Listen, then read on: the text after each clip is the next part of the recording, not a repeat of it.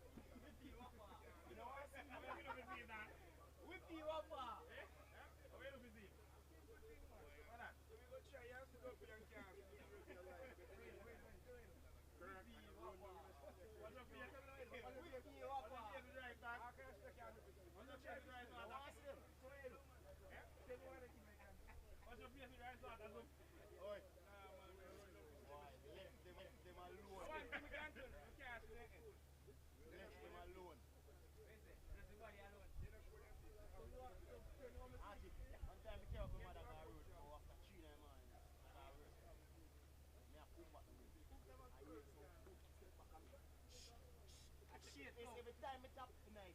So I walk off again here. Hey, I need to speak on the radio. Man, going up. I chew man. Run with my youth. After me friend. I need to sleep in the house. I need to sleep in the house. I do a night man. On the road I walk going. I'm afraid, that's why. I saw me going. Back way. No, come in here. Yeah, come in here.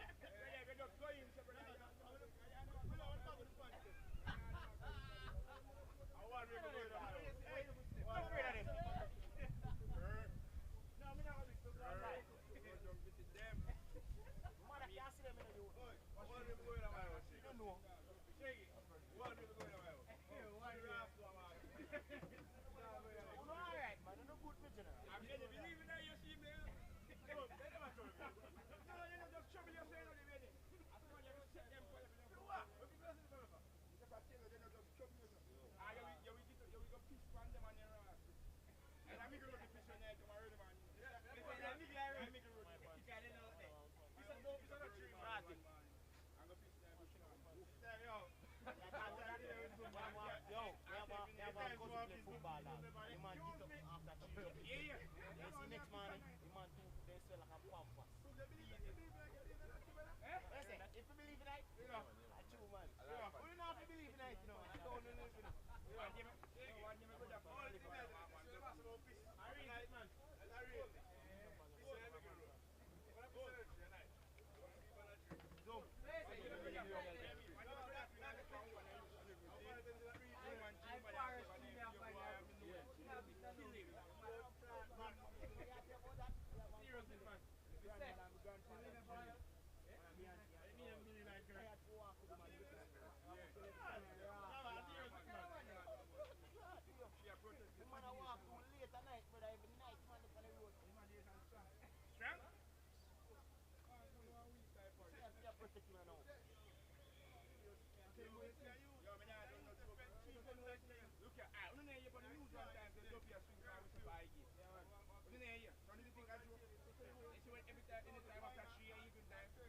I get clear. He had up the swing from which Them pretty together my place first.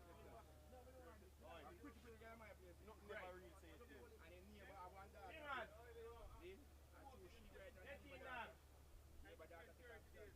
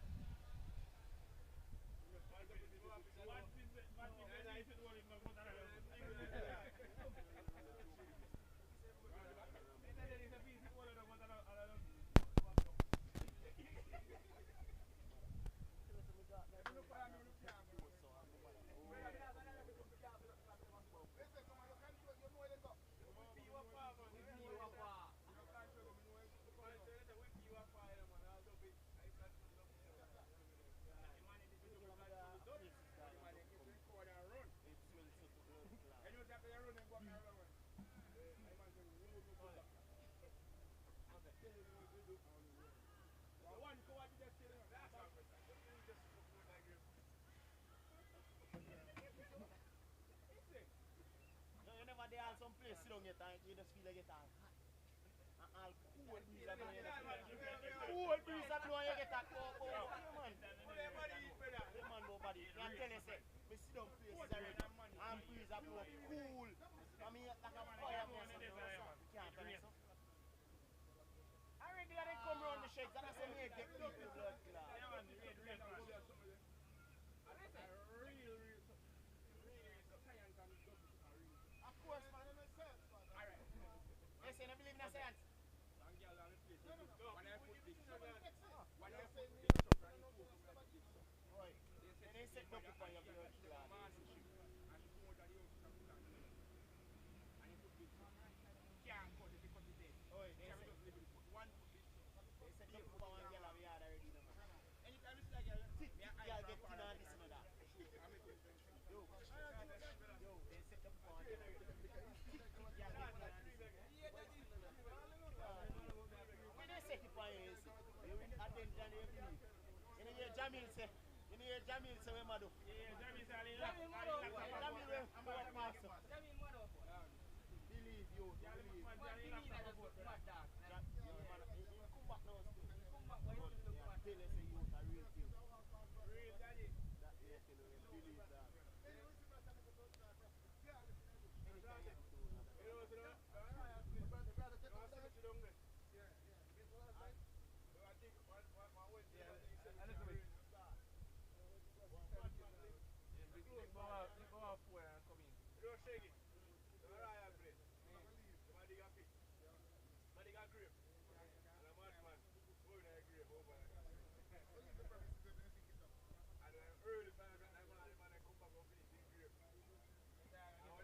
They come and they don't come. I'm mad man that says I'm busy.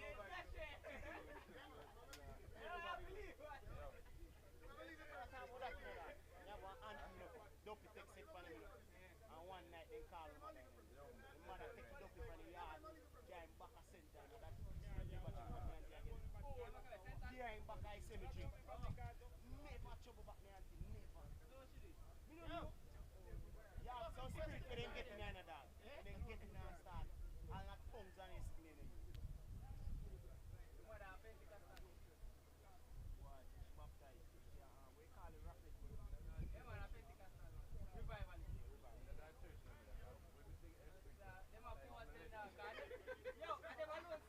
Yo, this is the mother bad youth.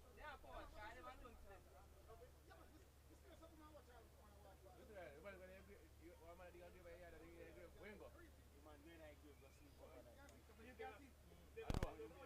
when he come back to start the grave, the man come out that grave. They already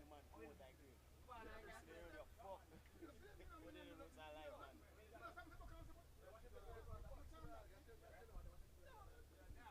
That's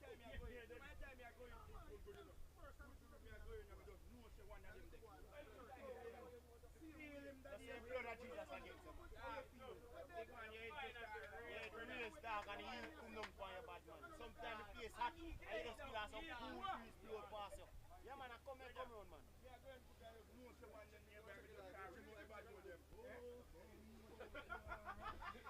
Them tune me sing go in there loud. That's like oh boom. Them tune me sing me know they make most of.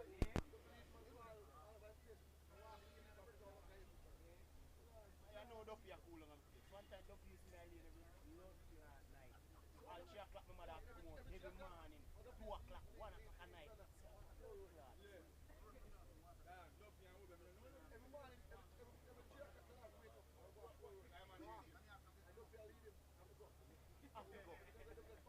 Kill him, we kill him too. After you have to come on.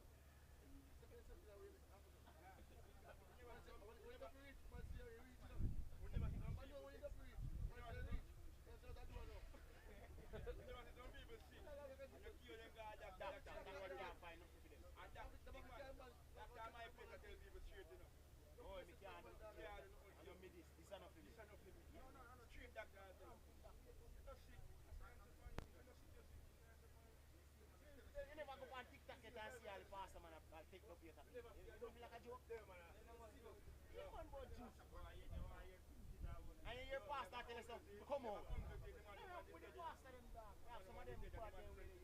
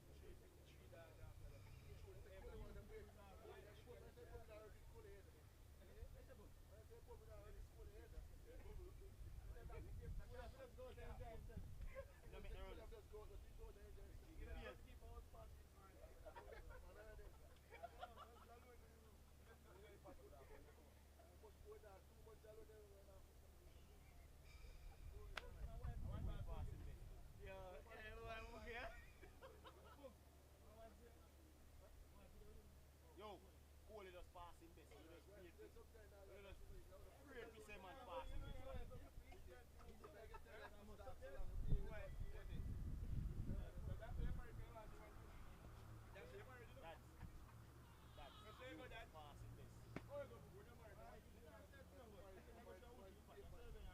So long.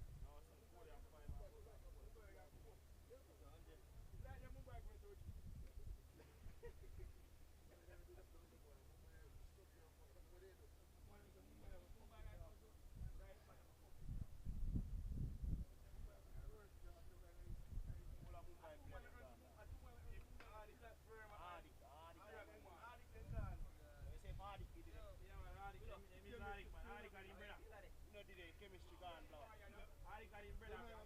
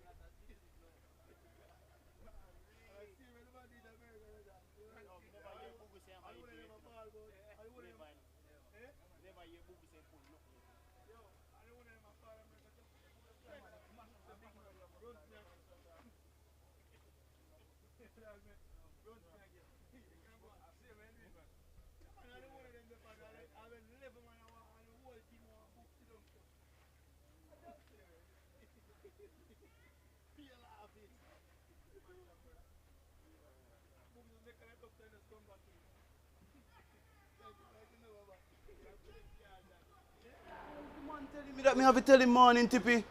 Me are not 12.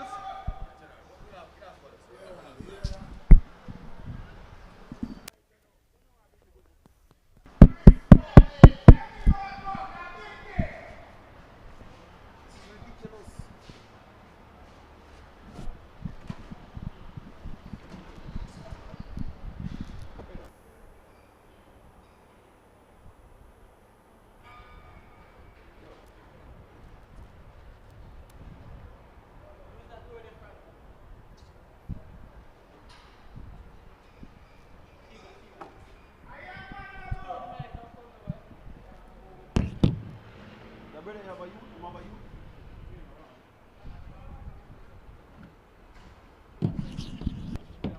Well, come on, me tell the man. Tell the man. We're there. We're like this man. The man that said me have to tell him good morning. Me have to tell him good morning.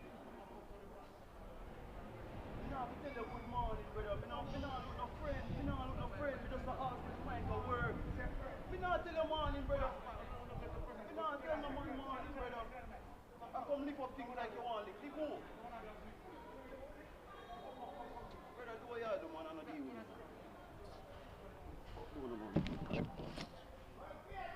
What you talk about, man, to kill a man? You think a friend, man, come kill a man?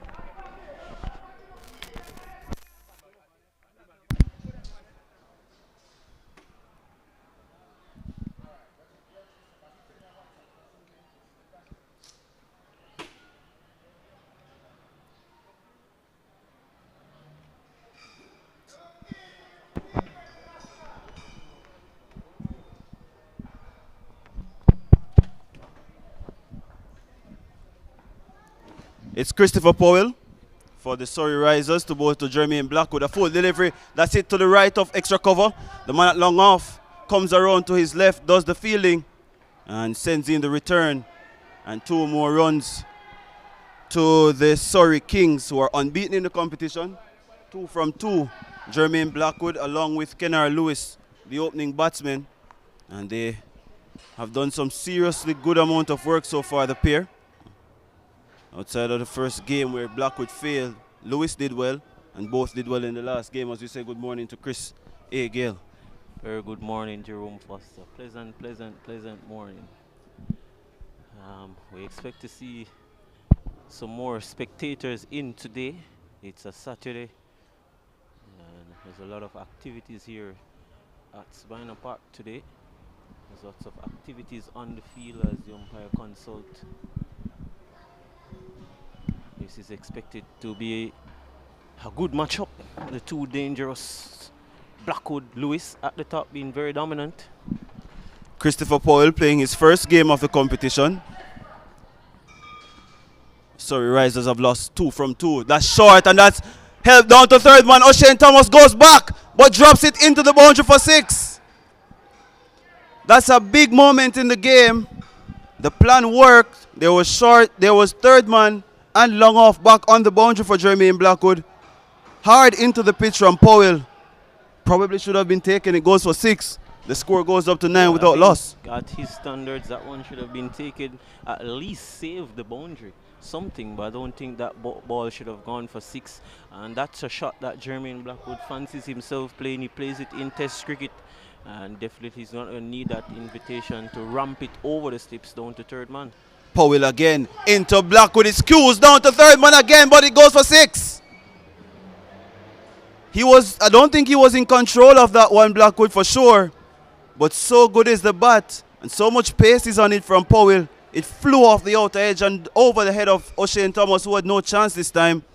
Goes for 6, and the score rockets up to 15 without loss. I think mirroring what we saw against Leighton Leslie and Jermaine Blackwood in that game, I think on Thursday, the ball flying over that third man, and it's identical what has happened in this over so far. More central square today, as this is short from Powell, and again from Blackwood trying to rump it over the slips, and no contact being made. So despite the bowling change from the Surrey Risers, still leaking runs here. No Nicholas Lewin in this game. Well, he's playing. No Gordon Bryan, I beg your pardon. There's also no Sheldon Cottrell. So a couple of big changes there for the Surrey Risers. Kashane Roberts is also out. Ricardo McIntosh, who played the first game, is not here. And Akeem Fraser continues to look on as this is taking the edge from Blackwood. Swish edge 4. More runs to the Surrey Kings as they rock it up to 19 without loss at the end of over number 1. Big chance missed by O'Shane Thomas. And since then, a 6 and a 4, carrying the score up to 19 without loss after 1 over. I think it will be real pain And Anguish, as Jeremy Blackwood continues to hit these boundaries, not convincing, but he's getting runs. A very productive first, over 19 from it. Eventful one, big chance down there to O'Shane Thomas. And I think they will regret, you think, dropping that catch. It was a tough chance, but I think at this standard, you expect O'Shane Thomas to take that one. And I think it'll be left to see how costly this one will be from O'Shane Thomas. This looks like Warren Campbell is getting ready to bowl over number 2, left arm orthodox bowler. And he's going to be bowling from around the wicket to Kennar Lewis. This is a massive phase in the game. Kennar Lewis hitting to that short side against the left arm spinner. It's going to be an entertaining one. And Campbell is short of a length, and Lewis is back and opening the blade out to backward square. Backward point, I beg your pardon, and there's no run. Ricardo McIntosh is not in, but Kashane Roberts is actually in. So it's Akeem Fraser out, Sheldon Cottrell out, McIntosh and Gordon Bryan. Short again from Campbell is helped just over mid-wicket. And Sadiq Henry thought he had a chance there, but to no avail as the score goes up to 20 without loss. I think this is a good plan from the captain, giving the spinner a go against Lewis early on. Of course, he probably would have Lewis likes the ball coming onto the bat. He likes the faster bowlers. So I think slowing up things a bit here with the spinner, I think it's a good move. So we'll also challenge Jermaine Blackwood to do something different than just using the pace of the faster bowlers. Outside of the other teams, I think the Surrey Kings are the only team that actually come at you very hard in the power play, and that is over pitch and slapped over extra cover for 6.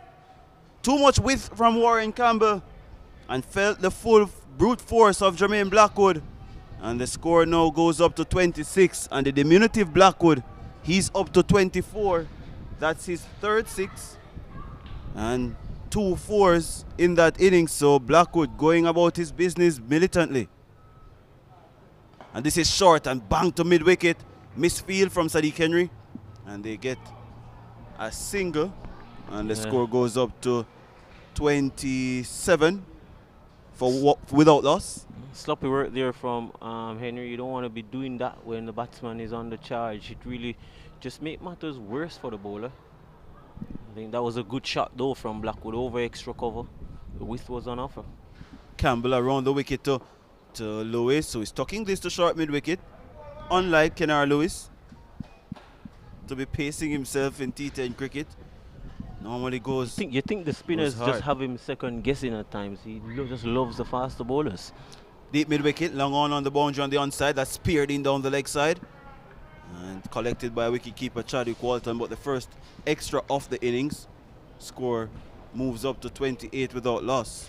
25 to Blackwood. Lewis, who is on the strike. The striker's head is on 2, and it goes over the head of short third man. That's Lloyd Gould. He could not get up off the ground in time. Flew over his head. And a boundary to end the over, 32 without loss. Big unit there of Lloyd.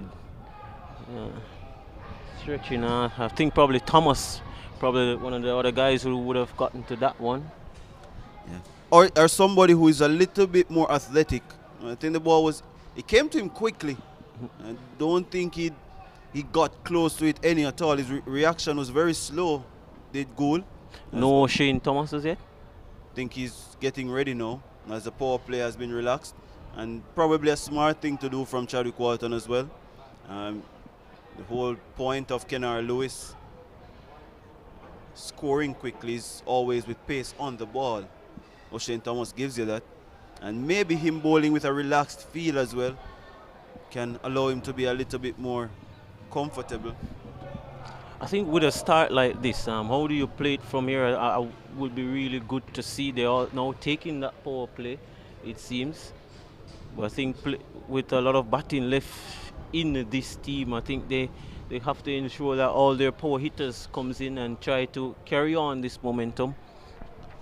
Yeah, this is pretty smart as well from Jermaine Blackwood and Kennard Lewis. So the batting power play taken. I think this is the very first time we have seen this.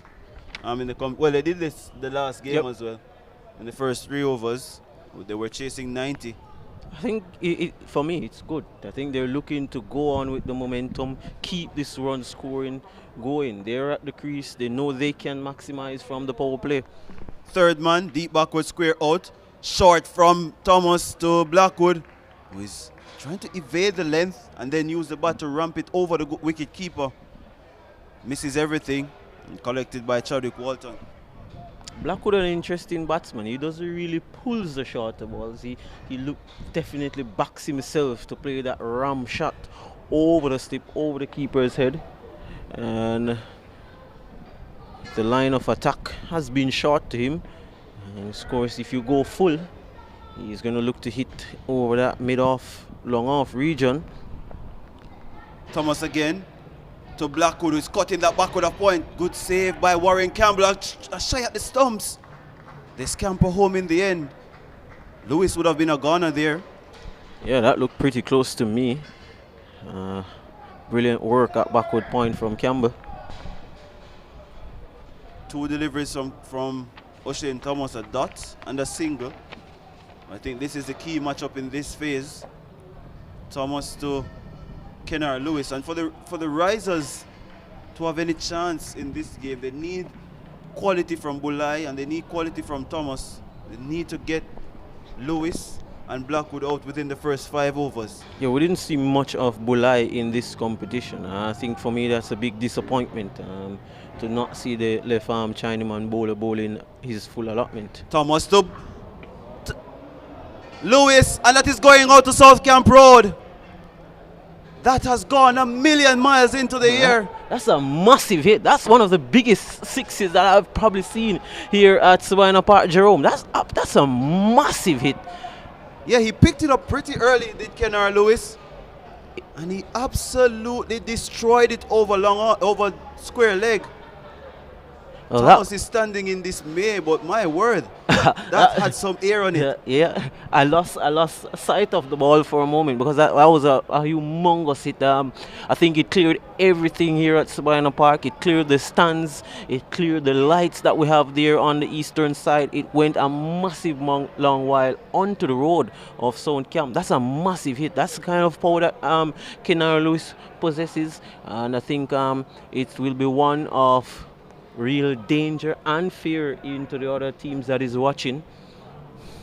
I think he was retained by the Jamaica Towers. Rightly so. CPL, so. And he did well. I think he missed out on a T20 selection for the West Indies team recently based on not being able to meet the fitness requirements. So there's some amount of quality there from the right-hander.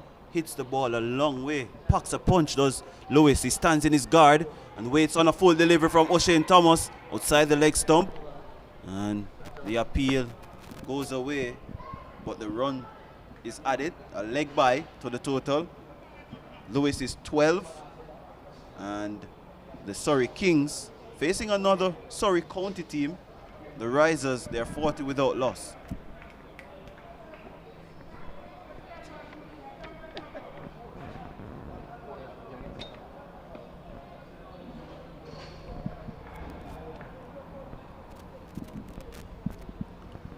Thomas over the wicket to Jermaine Blackwood, is clipping that out to backward square. The man from deep backward square comes around to mid wicket, does the fielding, and 2 more runs added to the total. Lost my words there. Score goes up to 42 without loss. Yeah, I think this is an excellent, really excellent, well-oiled Surrey Kings team. Look at the list in a few, Jerome. If I was on the opposite side, I'll be very, very, very scared of what is on paper here for the Surrey Kings, and we'll get back to what is on paper in a few.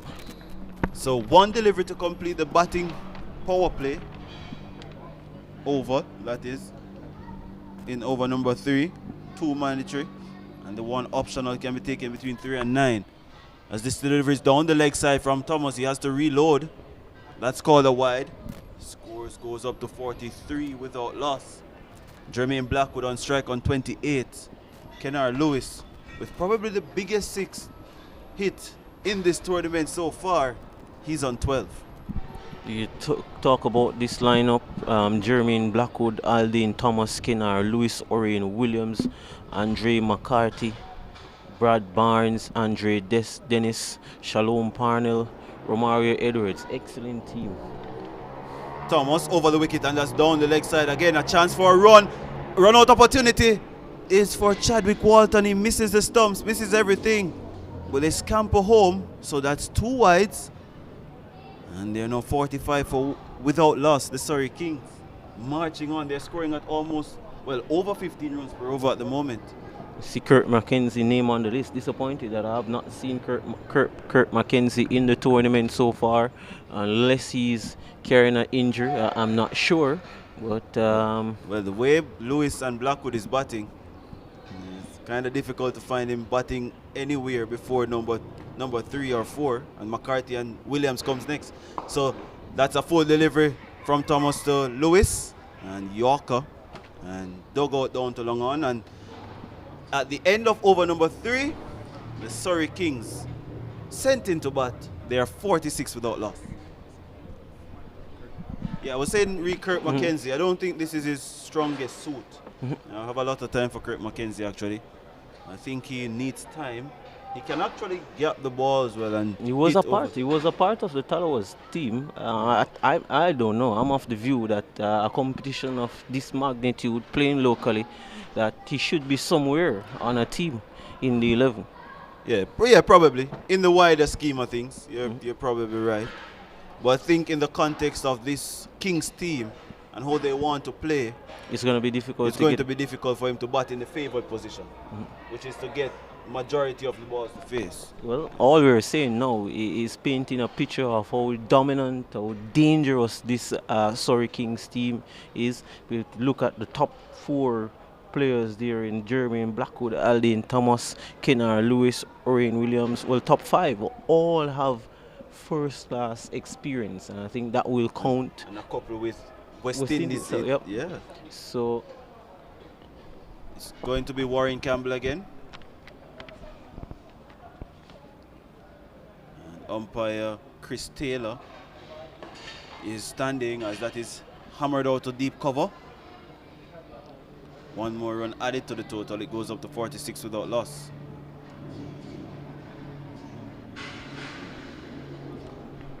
It'll be interesting to see how Blackwood plays this. The fielders are spread now. There's protection.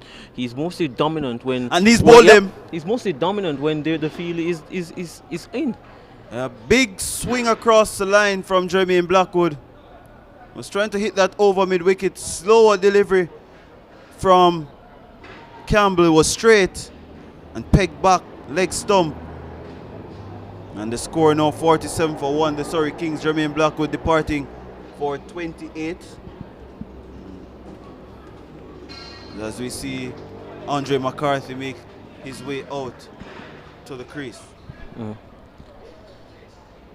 There was delivery fired in at the stump from Warren Campbell, and Jermaine Blackwood playing all around that one. Probably would have more advised to hit straight, but I don't think it was there for the hit. And I think that's where now you think of coming inside the line, pushing that one into the deep mid-wicket region, getting singles, getting the 2s. Well, in the end, he'll be happy, the captain Blackwood, because I think he has gotten off the team to a very good start.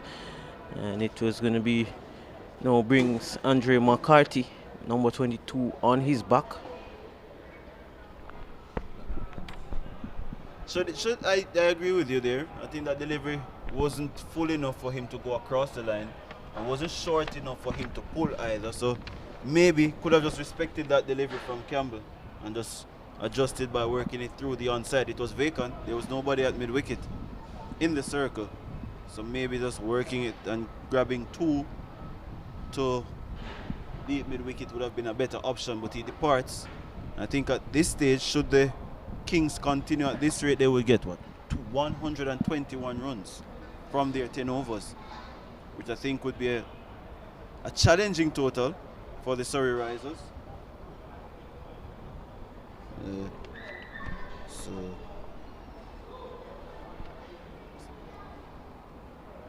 it's interesting to see how things unfold from here. But importantly for the Risers, they have a wicket. And this could be the chance to redeem themselves, get their first win on the table. A scramble around the wicket to McCarthy, who is back and pushing this to cover. No chance of a run. Well fielded by Delbert Gale, it seems to be. Yes, it is Delbert Gale, who should be bowling shortly. Campbell again around the wicket to McCarthy, is cutting this straight to point. And that's Kashane Roberts. No run. Would have loved to gap that one. McCarthy was there for the taking. Had enough time to get it to the left or right off point. And this is decent from Warren Campbell. Yeah. Conceded a run the very first ball. Then a wicket and 2 dots. Yeah. McCarthy tries to lap sweep that one. Beats him outside the off stump. Another dot. Piling the pressure on is Warren Campbell. And easing some tension. Wicketkeeper Chadwick Walton and the captain makes a change. O'Shane Thomas comes to short fine leg, and the man from backward square goes a little bit squarer. Do you think when a batsman shy to play, we'll get back to that? As McCarthy hits a straight to cover.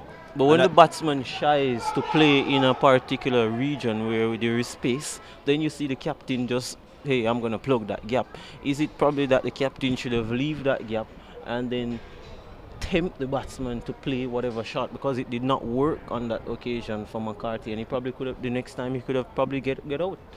Yeah, it could be, but it could also be damage limitation, because in this instance, Campbell would have been getting out of his over. You probably want him to get out of the over as best as possible, concede as few runs as possible, and probably asking him to bowl straight, and then protecting that lap sweep option would then allow the batsman to only think about one scoring opportunity. So maybe it's just a cat and mouse game. As Dennis Bulaya gets ready, you call for him. The Surrey Kings are 47 for 1 after 4 overs, and maybe this over has to go big, because after a rollicking start of 46 from 3 overs, the Kings have only taken a run from the last one. So I know Bulai, who is a handy bowler, could be problematic. He's full to Lewis, but he hits it into the George Headley stand first ball. No second invitation needed, and no second guessing as to how far it went. It went a long, long way. Yeah, such a clean striker off the ball is Lewis. Big unit. Strikes the ball, just planting that front foot down in front of him, getting close to the pitch of the ball as possible. And taking anything away that Bulai would be looking off spin or anything. He was close to it, and he smacked it hard over long on. Yeah, 53 for 1, 20 to Lewis. He waits on Bulai, the wrist spinner, and he's hitting that straight over his head again for 6. Bang, straight. It was straighter than the first one. And this could be problematic for Captain Chadwick Walton and Dennis Bulai. A lot of air on the delivery, and whether you're turning it or not, once it's over pitch, it's going to go all the way in this format.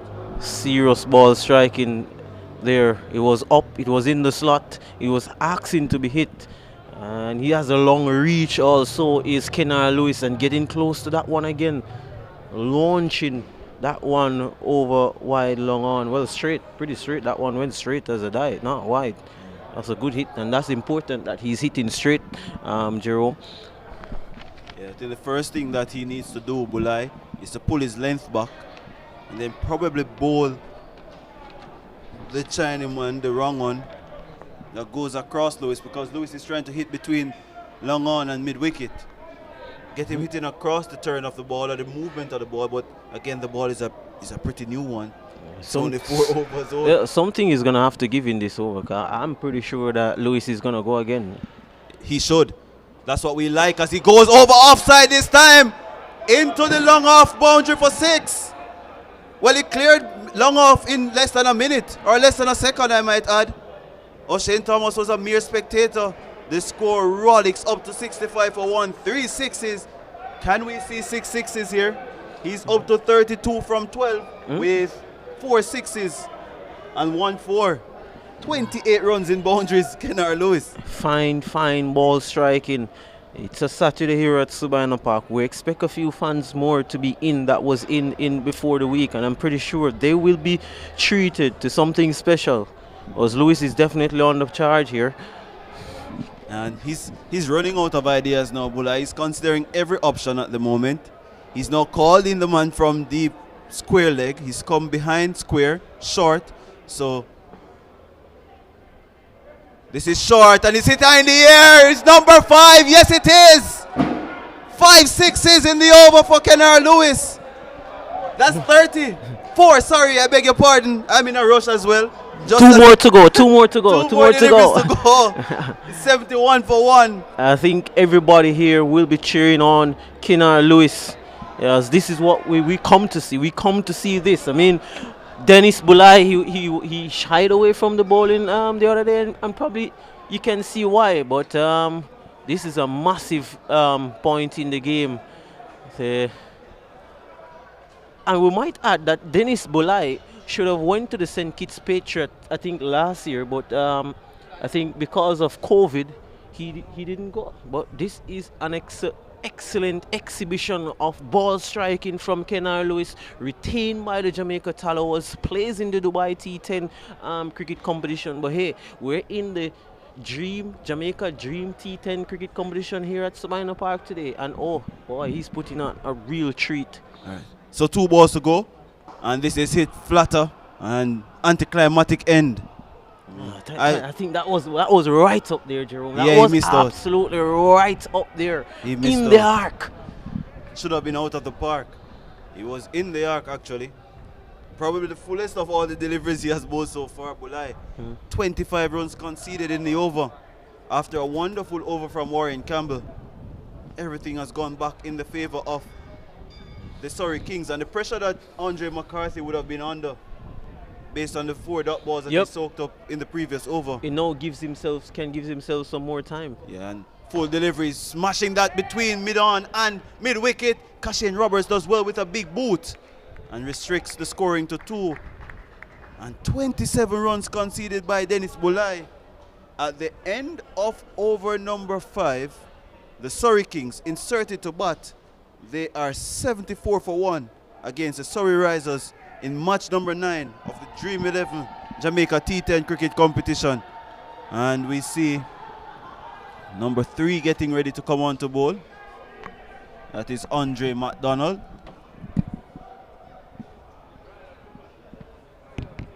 Gets a loud cheer from the fans. What do you mean? I'm still in shock of that over. I'm still reminiscing on that over, Jerome. It was good to watch. Absolutely good to watch. It doesn't matter which team you're cheering for. I think for sake of good cricket, good ball striking, entertainment also. It seems to be there's a party will be over in the Kingston Cricket Club car park later. Yeah, well, Kennard Lewis is having a party. He's 39 and he's going to be facing Andre McDonald. Yep. Here McDonald must be thinking, well, he starts well, is McDonald. Animated crowd here at Sabina Park. They know that Kennard Lewis is in the mood. And he's tugging that one to deep mid wicket is Lewis. Moves him up to 40. And the total now to 75 for the loss of 1 wicket. The Kennard Lewis show here at Sabina Park. Yeah. And the Risers, I think they've tried to play all their cards so far. Nothing seems to be working for them. Oh, he's tugging this full toss straight into the hands of long on is McCarthy. In, out. And the sorrows continues for the Surrey Kings. Well, the Surrey Risers, their sorrows continues. That was hit straight into the hands of long on. In it went and out. Yeah, Christopher Powell, the man there. Oh, there goes Kennard Lewis. He's looking to hike that one to somewhere close to Hero's circle. He was sizing that one up. He gets one in the end. Is Lewis. He's 41. The total 77 for 1. Big chance there. Should have been taken. It went to him. It seems as if he missed the flight of the delivery initially. Or the ball did Powell. Muscling that one hard down to long off is McCarthy. On a life. And he'll be looking to capitalize on that. 79, 78 for the loss of 1 wicket. We're in the 6th over. This is shaping up to be a massive total.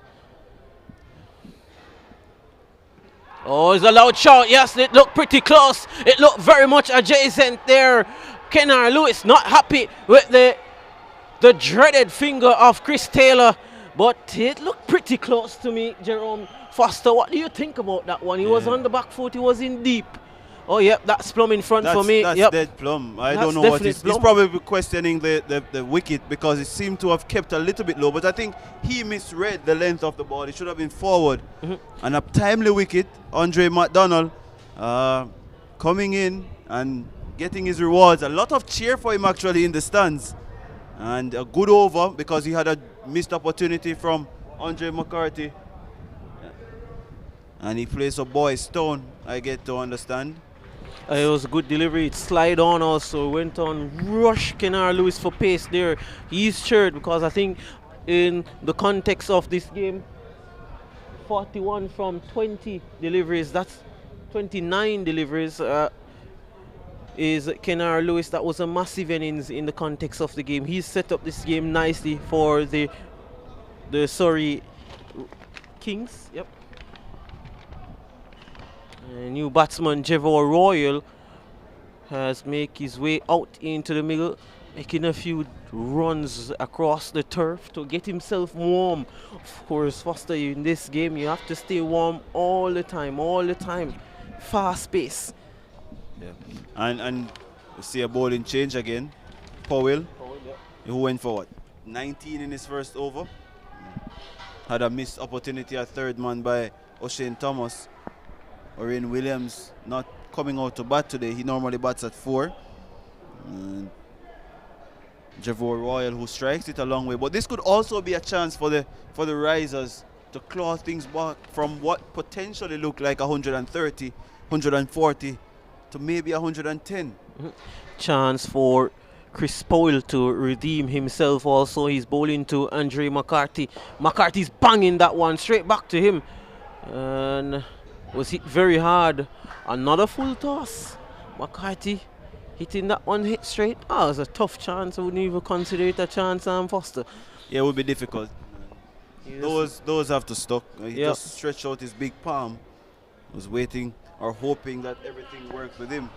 But if you're really marking hard or assessing difficulty, that would have been a second, I'm not going to mark drop too hard on that. Yeah. No, definitely not. Chris Powell, good to see him, one of the fast bowling talents here in Jamaica.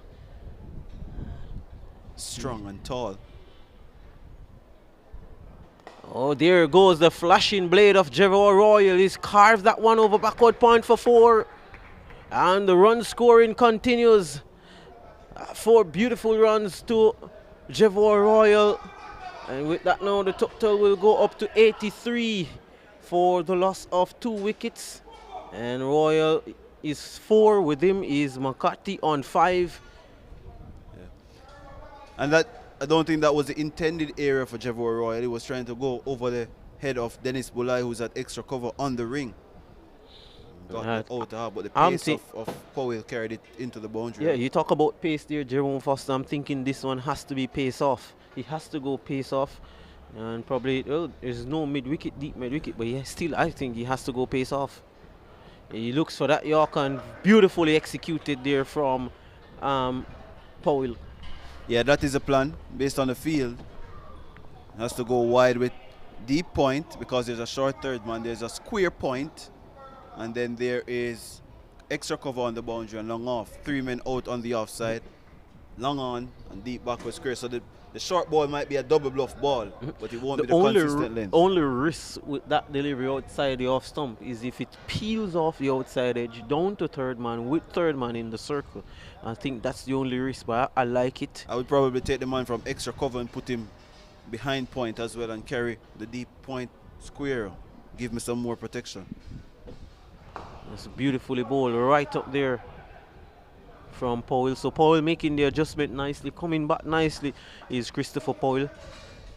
I think he would have gotten a 5-wicket haul in a regional Super 50 match. I was watching that match. He was playing for the CCC team. He was playing against Trinidad and Tobago. So he's been around, is Christopher Powell. I think he needs some more body, a little bit more strength work. Work rate probably just not good enough. He's muscling that one a full toss. That's a full toss. It's a prize delivery. That low waist full toss, knee roll. It's very difficult to get away, and I think they're have to have some, probably the power of some of the greats, Mahendra Singh Dhoni. Those guys, they will muscle those, but I think generally, West Indians as well, generally, the Russells and the Pollards, etc. Yep. But generally, as you say, the full tosses are very difficult to get away, especially when they have a lot of pace on them, about knee height or thereabouts. We've seen McCarthy hit 2 full toss to hand. Let's see what he does now. That's beautifully bowled. Excellent stuff from Chris Powell right up there. So a good over in the end for Powell, you think. Very good over, well executed. He was bowling to a plan and he got it right more often than not. Yeah, excellent over. Came back strongly. Conceded a 4 and 2 singles, did Powell, to go with the 19 runs, but he bowled 3 dot balls, 3 Yorkers, and 84 now for the Surrey Kings after 7 overs, going exactly at 12 runs per over. So that from here, they get 36 more runs from here. They're going to finish with 120, and that could be a challenging total for the Surrey Risers, unless the likes of Chadwick Walton, Delbert Gale, they get off. I think their batting is a little bit below par, the Surrey Risers, in terms of the balance of the team, with Andre McDonough getting ready to bowl to Jevor Royal outside the off stump and slapping that back with a point into the boundary for 4. That's going to go for 4, yep. Yeah. Along the side of the boundary there, on that eastern side. And with that, the total now moves to 88 for the loss of 2 wickets. Another 2.5 overs to go, Jerome. Are we looking for that 130? Are you think the 130 is on? Yeah, they made 133 for 2 in the first game against the Titans. He's carving that one, is the flashing blade of Jevor Royal again, paying dividend. He's peppered that point region since he's coming to bat, is Jevor Royal. He gets 4 more wide shot, whipped an offer, and he slapped that one over backward point for 4. 92 for the loss of 2 wickets. The Surrey Kings are really and truly on the charge. Yeah, and based on what I'm seeing here, it's almost as if Captain Walton is assessing the players as they go along. He's not really familiar with a couple of the players, and now he's trying to ascertain as to what fielding position is best, where should each bowler be thinking, and what's the plan for each bowler. Royal looking to muscle that one away, not timing that one properly. They come back for the second. This looks to be good running, definitely. Loud shout for run out, not out, says Chris Taylor. So 2 more to the total, 94 for the loss of 2 wickets. And they'll be doing as much as they can to get up to that 130 mark. That was good running. Good energetic display from McCarthy and Jevor Royal, who is a big unit, is Royal. Yep, 15 already he has accumulated. Put the skates on just now and got down and got his head down and ran hard. Oh, he's muscled that one past McDonald, is Royal. Absolute brute force in that one. He nailed that one and just going outside off stump there and just muscling it back past. It went like a bullet from a gun, that one, Foster. Yeah. And Chris Taylor had to take some evasive action, the umpire. And overcompensating there the bit. The bowler realizing that Royal is trying to get close. Royal basically on an off stump, trying to get as close as possible to those deliveries, but the bowler just overcompensating there a bit.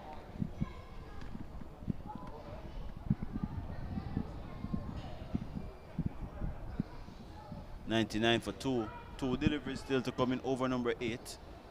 Things have slowed down drastically from what we saw in the opening 5 overs, but still a lot of quality on offer here. Yeah, Royal has played a good hand. He's 19. Oh, he's played a really good hand over extra cover. Massive blow. Fantastic shot. One of the shots of the day so far, coming off the bat of the former West Indies under 19 youth player Jevoy Royal. Absolutely magnificent, majestic shot, that one over extra cover. Foster, that was a beautiful shot. 100 is up, 105 for the loss of 2 wickets, and he moves to 25. 25 attractive runs as well. Most of the runs coming from the offside. Yeah, he's always trying to hit over the offside is Royal. Packs a pretty good punch as well. And that was over pitch though from Andre McDonald. Very wide, inviting him to hit over extra cover. Duly did so. Had all the time in the world to pick the area that he wanted to dispatch the ball in. And after a very good first over from McDonald. I think this tournament, Foster, I think it's a good launching pad, a good stage for guys to put their hand up for CPL selection. I think this tournament we've seen the T10 in Trinidad, we've seen it in St. Vincent, now we're seeing it in Jamaica, and you wonder how much thought of going into scouting from CPL teams. There's some talent on show. Well, Jevoy Royal is out of the reckoning for sure. He has been retained by the Zooks, or the Stars as they were. Well, I think they're the Zooks now. Hitting this one hard, down to long off. He is Royal, moves him to 26. The total to 106 for the loss of 2 wickets. And another 2 overs to go. And, well, I said 130. I think they will get more than that. Wickets in hand, Royal set, McCarthy set. They should get more than that. 13.25, the current run rate. If they get anywhere consistently, they get 133 if they continue at this rate. So everything working towards the consistent approach of the Surrey Kings. They made 133 in their first innings. Not the highest total in the competition, because the United Stars battered the Surrey Kings for 155. So yeah, I was thinking that I was trying to test my memory if there was any team that scored over 150, and I'm glad you remind me there that of course there has been a 150 plus score already in the tournament, and we're hoping to see many more. And maybe, well, Delbert Gale is going to be bowling. They will need another 44 runs from the next 12 deliveries. I think the boundaries are a little bit more even now. I think to the eastern side is maybe 10-15 more 10-15 meters less, because the pitch has gone a little bit more easterly. There goes, he's carving this one over. Point again is Royal, and he will collect 2, retains the strike, rightly so. He's been the one doing the real runs production. You made that mention of the pitch that we're using now, which is more to the east, and would have seen a few batsmen hitting the ball to that easterly side over extra cover for 6, and as you said, making that things a bit more easier to hit into that area. And there goes yep, he has cleared that area pretty well.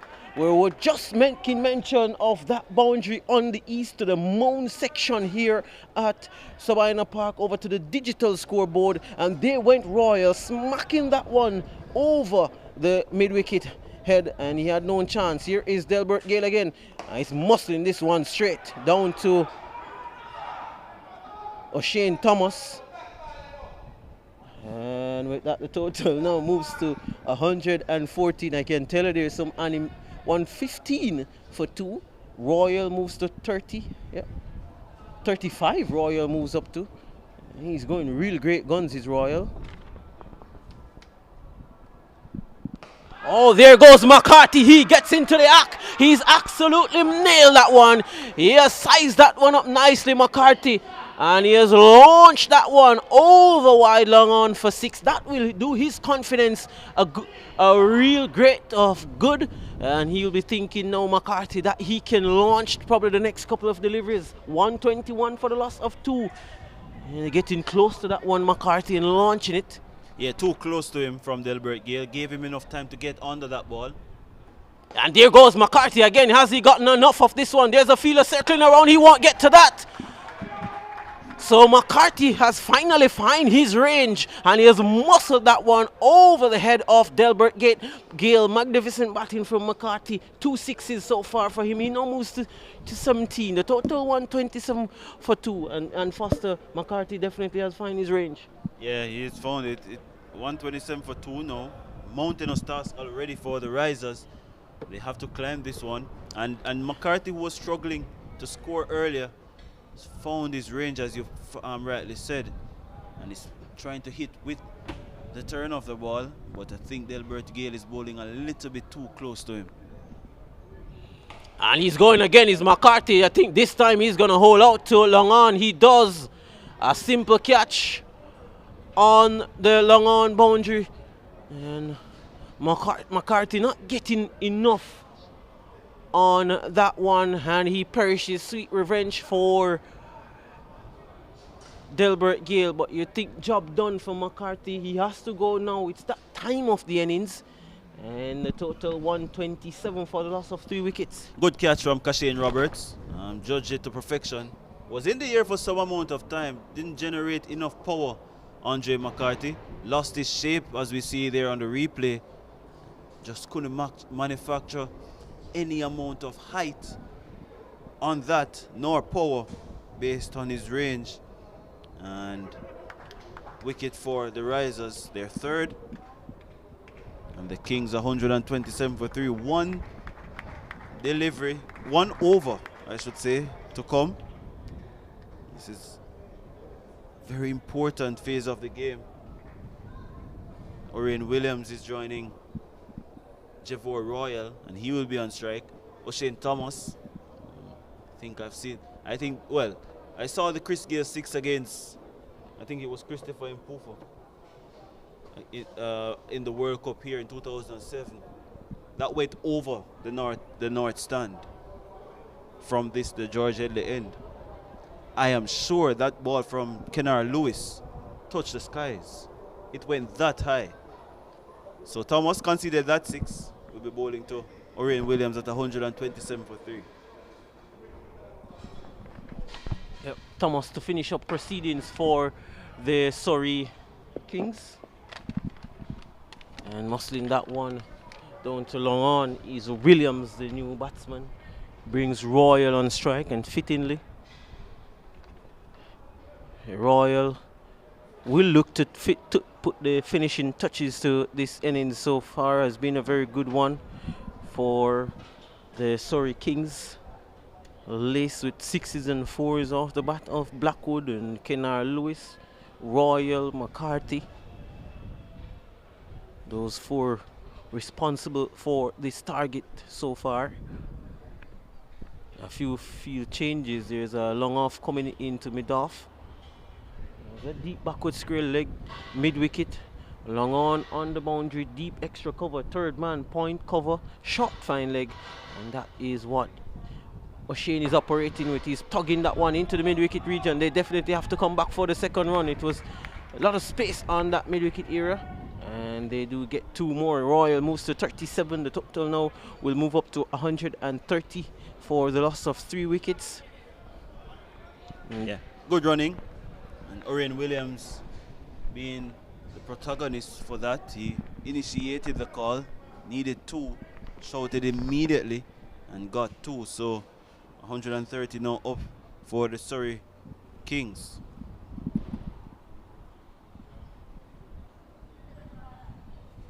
Oh, he's middled that one, is Royal. We talk about those lower full toss that can be dividend, but hey, that was dividend for Royal. He absolutely nailed that full toss all the way over long on. A hard delivery to get to hit, and there was a Shane Thomas low full toss about knee roll, and he smacked that one. He moves to 43, total 136 for the loss of 3 wickets. Yeah, people like Javor Royal need to be in and around Jamaica's cricket. Has so much potential, those Royal. Bowls handy left arm spin and could be a quality lower end batsman as well. And that delivery, not really a bad delivery in every sense of the word. He just misses Yorker by a couple of inches. But the power of Royal carried him up to 43. One of the next era of Jamaican cricketers. And there you go. One I think came off the pad. When they come back for the second, they do. Sloppy work from Chadwick Walton, and the fielder on the bounce. Probably he should have been at the stump a long time ago. But they get 2. And the more important thing is that the total now moves to 138, and Royal is back on strike. That's poor cricket from the Risers. Should have been feeling the pressure of the Risers. They are probably more thoughts of how they're going to get these runs, and I think key in that is the man himself, Chadwick Walton, who has to do a lot of batting when his time comes. And umpire signaling 1 for the over. Looks to be a slower bouncer there from O'Shane Thomas. 138 for the loss of 3. My prediction of 130 whereabouts, I was saying it. Then I also entertained the ambitions of them getting to 150. That's not going to happen.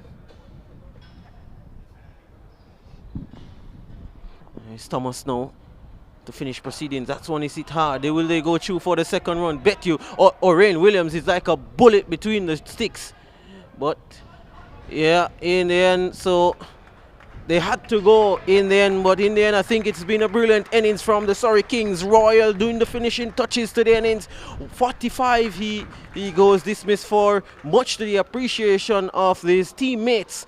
Is Javor Royal, very well played from him. 45 and a total 138 for the loss of 3 wickets. Yep, and a formidable total, I might add. It's going to be difficult for the Surrey Risers to get up to this total. 139 for 3. That is remarkable, really, in this format. So they have to go at almost 14 runs per over to get this total. Well, they will have to start at a 14 runs per over to get the total. And Chadwick Walton effecting that run out along with Warren Campbell, who was at long on. So we go through the Surrey Risers team, Jerome, and you look a total of 139 for 4. You're thinking who has to be the main personnel for the Surrey Risers now. Yeah. And it's going to be, I think, for the neutrals and for people watching who want to see emerging talents, you'd fancy the Risers getting off to a good start, and then getting a wonderful start that you can actually pace yourself and probably try to get 60 off the last 5 or get 70 off the first 5, maximizing the power play overs and then utilizing your power that you might have in the middle to get close to the 140. Yep, definitely agree with you there, is Foster, on what you have added there. As I think it's a big total, and it's one that they're gonna have to approach in a very aggressive manner. Aggressive was Kenar Lewis, 41 from 18 deliveries, 5 6s, 1 4s, a strike rate of over 200. So was Jermaine Blackwood, 28 from 11 balls, 3 6s, 1 4, and Andre McCarthy, 17 from 12 deliveries.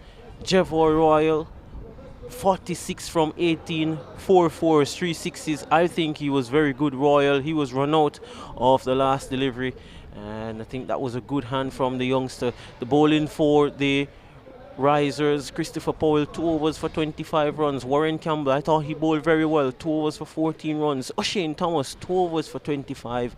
And Dennis Bulai, what a mammoth over that was. It went for 27 runs. It was a massive over from Bulai that Kenar Lewis toured into him and really took him apart.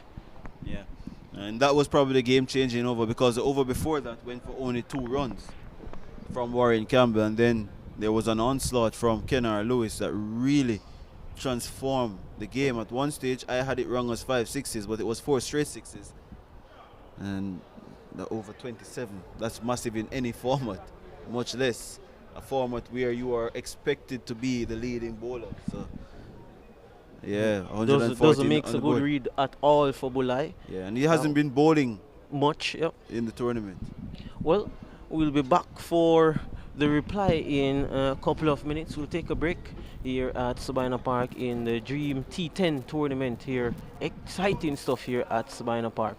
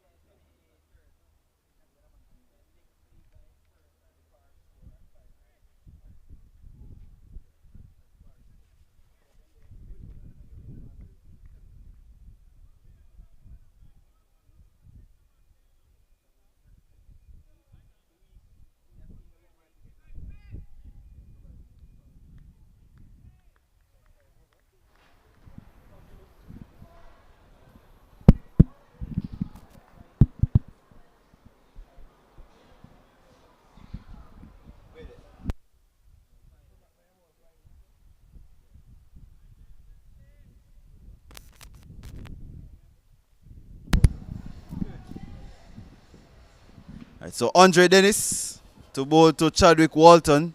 140 needed by the Surrey Risers. Dennis over the wicket to Walton down the leg side wide. So they're off the mark. They need to get another 139 to win from 60 balls. And threat of rain all weekend. It's in the forecast. And important to note. So we're happy that cricket is on. Forecast wasn't so great today. Dennis over the wicket to Walton, takes the edge. Is it or did it not?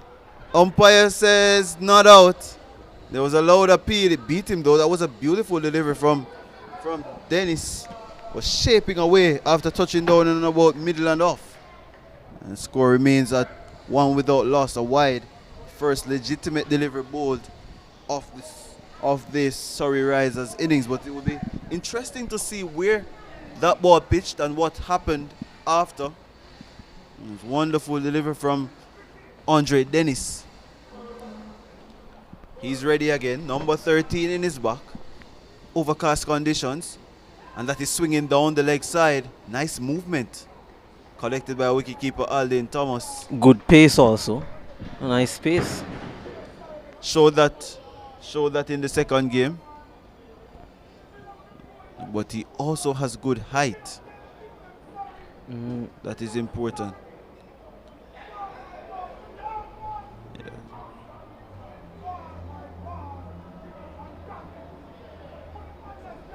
Two without loss. Andre Dennis to Chadwick Walton. That looks very close. Yep. LBW. Andre Dennis gets Chadwick Walton. It was pretty close. And umpire Christopher Taylor says yes. The index finger goes up. And the first wicket, the Surrey Risers, they're now 2 for 1. A massive wicket in the context of the game. Chadwick Walton, he departs. LBW to Andre Dennis. I don't know why I got so excited a while ago. As I was straight, Jerome. It looked out. I mean, there was a few shouts before this one, but I think it was such an easy decision. Even from up here, I was trying to make the decision for umpire Chris Taylor. Pretty close. Well, not pretty close, pretty adjacent. And Walton took a couple of steps across his stumps. That was crashing into middle stump every day of the week, twice on Sundays. Easy decision for Chris Taylor. And the first Chadwick Walton of late has not been. You think the Chadwick Walton some 4 or 5 years ago playing for the Jamaica Tallawahs, runs production at maximum. It was very prolific. Looks like Sadiq Henry will be getting ready. Right-handed batsman, so a difficult task gets even harder for the Surrey Risers. We need another 138 runs to win. With Dennis over the wicket to Henry, stucking him up, comes off the thigh pad, thought about a single, but none on offer. Score remains at 2 for 1. Well, I think Sadiq Henry, this situation will test his abilities. More known for his elegant stroke play, not the power pack player of the likes of Lugg and Lewis and Royal. His elegance is what we're going to be seeing, and hoping that this can pay dividend.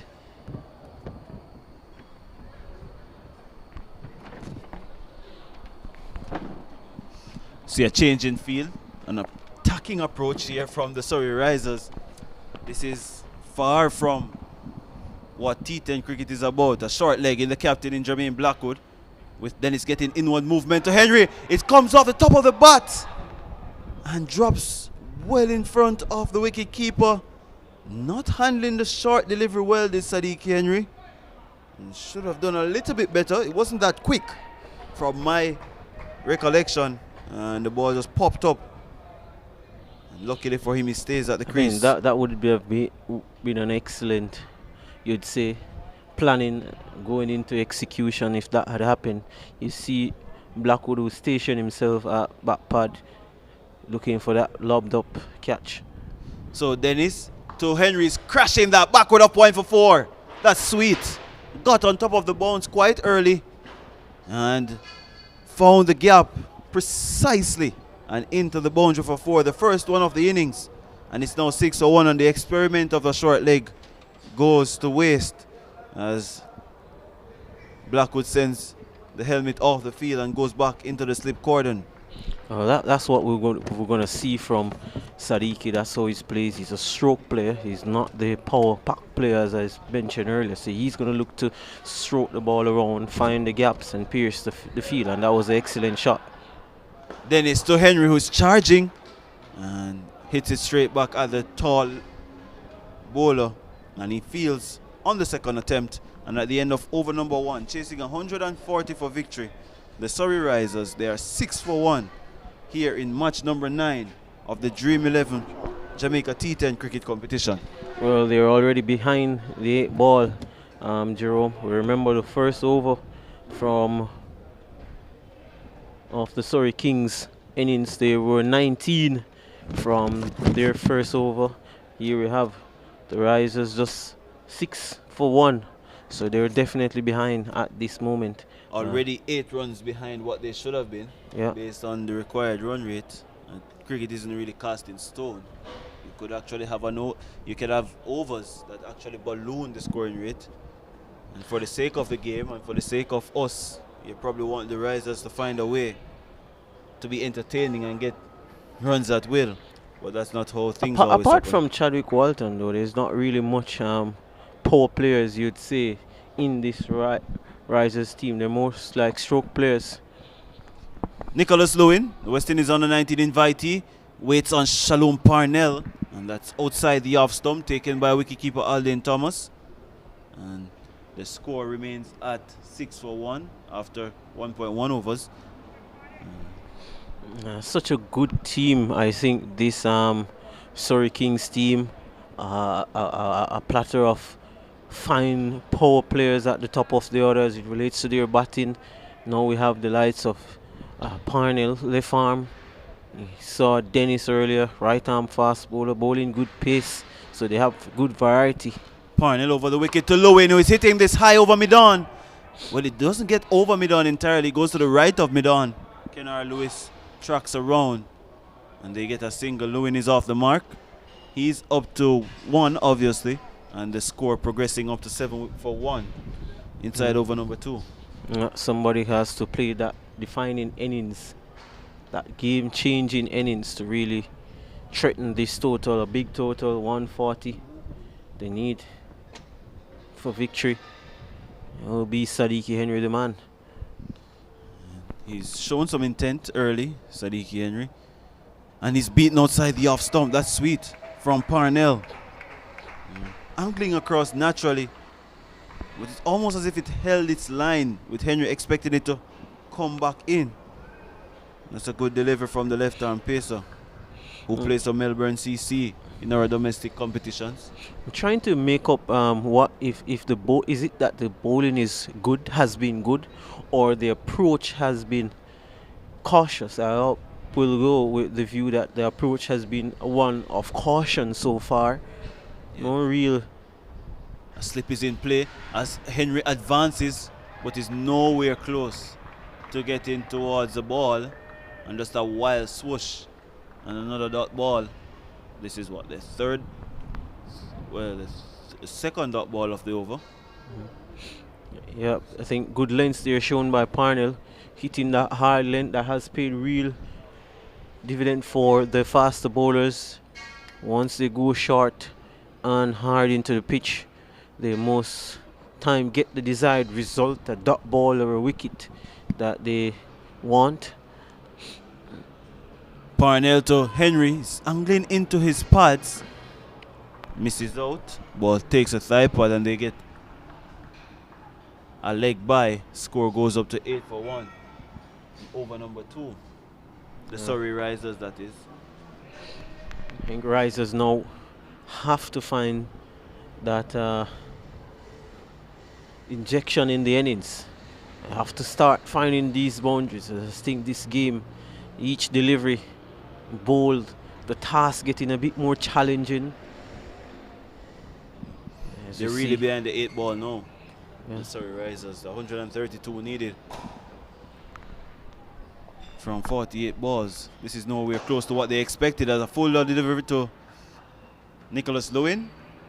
Goes down to mid-on, where Kenner Lewis does the fielding at the end of the opening 2 overs. The mandatory power play that has 2 players outside the 30-yard circle. The Surrey Risers, they're 8 for 1, chasing 140 for victory. It's a very, very huge ask. You look at it, another 48 deliveries to go. They need another 132 runs. That's a massive task from here on in. It will take something really special. I think It should, but maybe, just maybe, there's a silver lining somewhere here for the Risers amidst all the doom and gloom that has happened so far for them. 2 games, 2 defeats. They're on the cusp now of losing a third. Andre Dennis to complete his spell actually.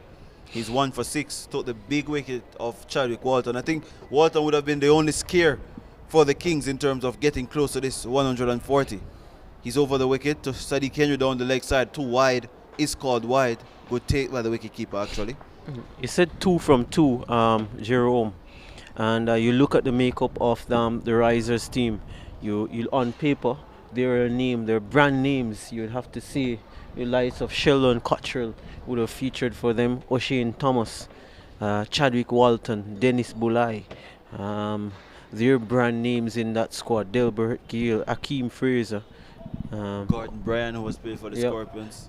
all first class players there. So I think This is hit down to long on. Royal thought about the catch, bailed out pretty early, and they get a single, even though the throw goes into the back of Nicholas Lewin. Didn't take it so well, but they get a single. The score goes up to 9 for 1. There's absolutely no timing or power from either of the 2 batsmen. yeah, we was going back, as we said, all brand names, but just not finding it. And I think a lot of teams, these teams, they are coming from different background, and I think getting it together is going to be a huge task. He's over the wicket, Dennis. To Lewin is short and beats him for pace. That's nice from Andre Dennis. And nice rhythm so far as well. Has a consistent length, knows what he wants to do with the ball. Swings it early, swings it into the right-handers. Gets it away from the left-hander naturally.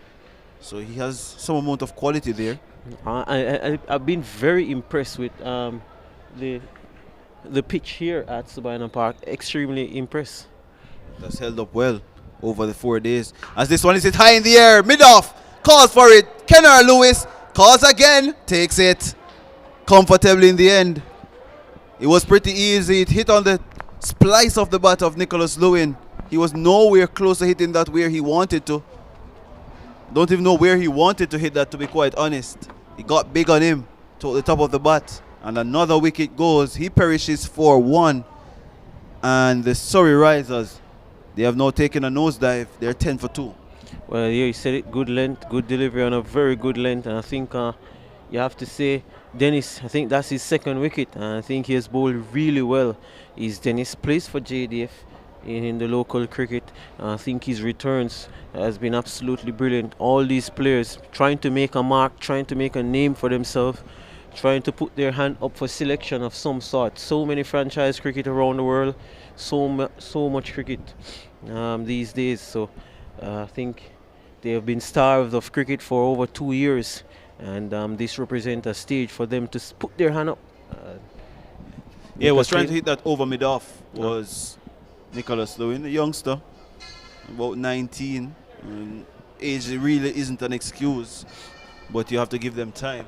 Want to see them playing more senior cup cricket and more of the elite league. People like Lewin and Kirk McKenzie, those people who have actually played youth cricket for the West Indies or have been invited. Need to see them around people like Jermaine Blackwood and Chadwick Walton, etc. It's Dennis. 2nd wicket has been decent today. Back of a length to Sadiq Henry. And no run. Is he ambidextrous? is Dennis ambidextrous? He took that up with his left hand and tried to shy at the stumps. I can tell you is that apart from him being that, I think you talk about the paciest ball. His lines has been very good. He's at the stump, asking the batsman to play all the time. I think probably just I think one or two wides down the leg side to Walton. But apart from that, he's been at the stump and he looks fit. Good strong action from Dennis. Surrey Kings look like a well-drilled team as this is into the pads of Henry and it goes into the car park. Watch out! It almost goes over to St. George's College. That was huge from Sadiq Henry. And the score goes up to 16 for 2. He's up to 11. Yeah, that's massive. Absolutely massive from Henry. Henry, of course, would have gotten a half century in the first class in a Super 50 match for the CCC team. So he's of first class quality also. And showing that was a massive hit, Jerome. Really massive. Indeed. Picked up the length pretty early. It was almost as if Dennis was searching for the big in swinger there. Funny thing, I was just commending Dennis as to his line and his length. I think that one was in the slot, asking to be hit on the line of leg stump going down, and he hit with the breeze here at Sabina Park. Yeah, 16 for 2. The Surrey Risers is opening up his body, Sadiq Henry, and crashing that out to deep point. Brad Barnes does the fielding. At the end of over number 3 it is. The Surrey Risers chasing 140 for victory. They are 17 for 2. Sadiq Henry is 12. And the non-striker Delbert Gale is yet to face a ball. He's not out or not. Well, we were speaking of the makeup of this team and how important it is for management. I think all these team has a designated manager. And I think it's very important. You want all these teams coming from different clubs, from different parishes. I think it is a task to get these teams playing as a team, playing as a cohesive unit. And hats off to the Surrey Kings, you'd have to say, one of the teams who showing that they probably have bring the pieces together in a very cohesive manner, and it is working dividend for them. Captain Blackwood making very good decisions on the field, on and off the field, and things is really looking good for them so far. Yeah, Kenroy Williams, who bowls leg spin, went to Seaforth High along with Kashane Roberts, plays for St. Thomas. He will be bowling to Sadiq Henry. They call him Nagamutu. Resembles the former Guyana and West Indies leg spinner, Mahendra Nagamutu. Well, he bowls the same thing, leg spin. So he's ready. Passes the umpire and bowls to Henry. He's outside the off stump and slapping that to short point. Andre McCarthy, he's in very close actually, is McCarthy. Stops the chance and they're buzzing in the field. The Surrey Kings is as if they have some aims and objectives they want to meet. The rain is close and we'll get the DLS power scores pretty shortly. Short delivery to Henry's cutting that backward of point and beats Royal into the boundary. That's poor. That is absolutely poor from Javor Royal to his strong side, his left hand side. Had all the time in the world to get to the ball, but Sadiq Henry doesn't mind. And he gets 4. The score goes up to 21 for 2 and he's up to 16.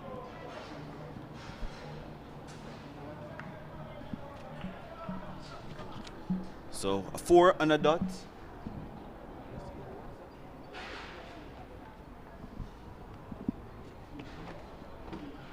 Henry, and he's down the wicket, advancing to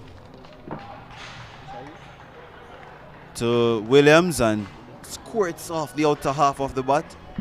Goes to McCarthy, who is at point, and there's no run. The score remains at 21 for 2. Williams, a reverse sweep comes out from Sadiq Henry, plays it well, looks good, but another dot. Yeah, that's Henry, very classy player. Stroke field inning so far. And that one kept a little bit low from Williams, almost as if it was a quicker one. It just slid through with the arm. And no chance of a run as it goes straight through to wicketkeeper Alden Thomas, who hasn't really batted in this competition as yet. No, also a very fine player. Yeah.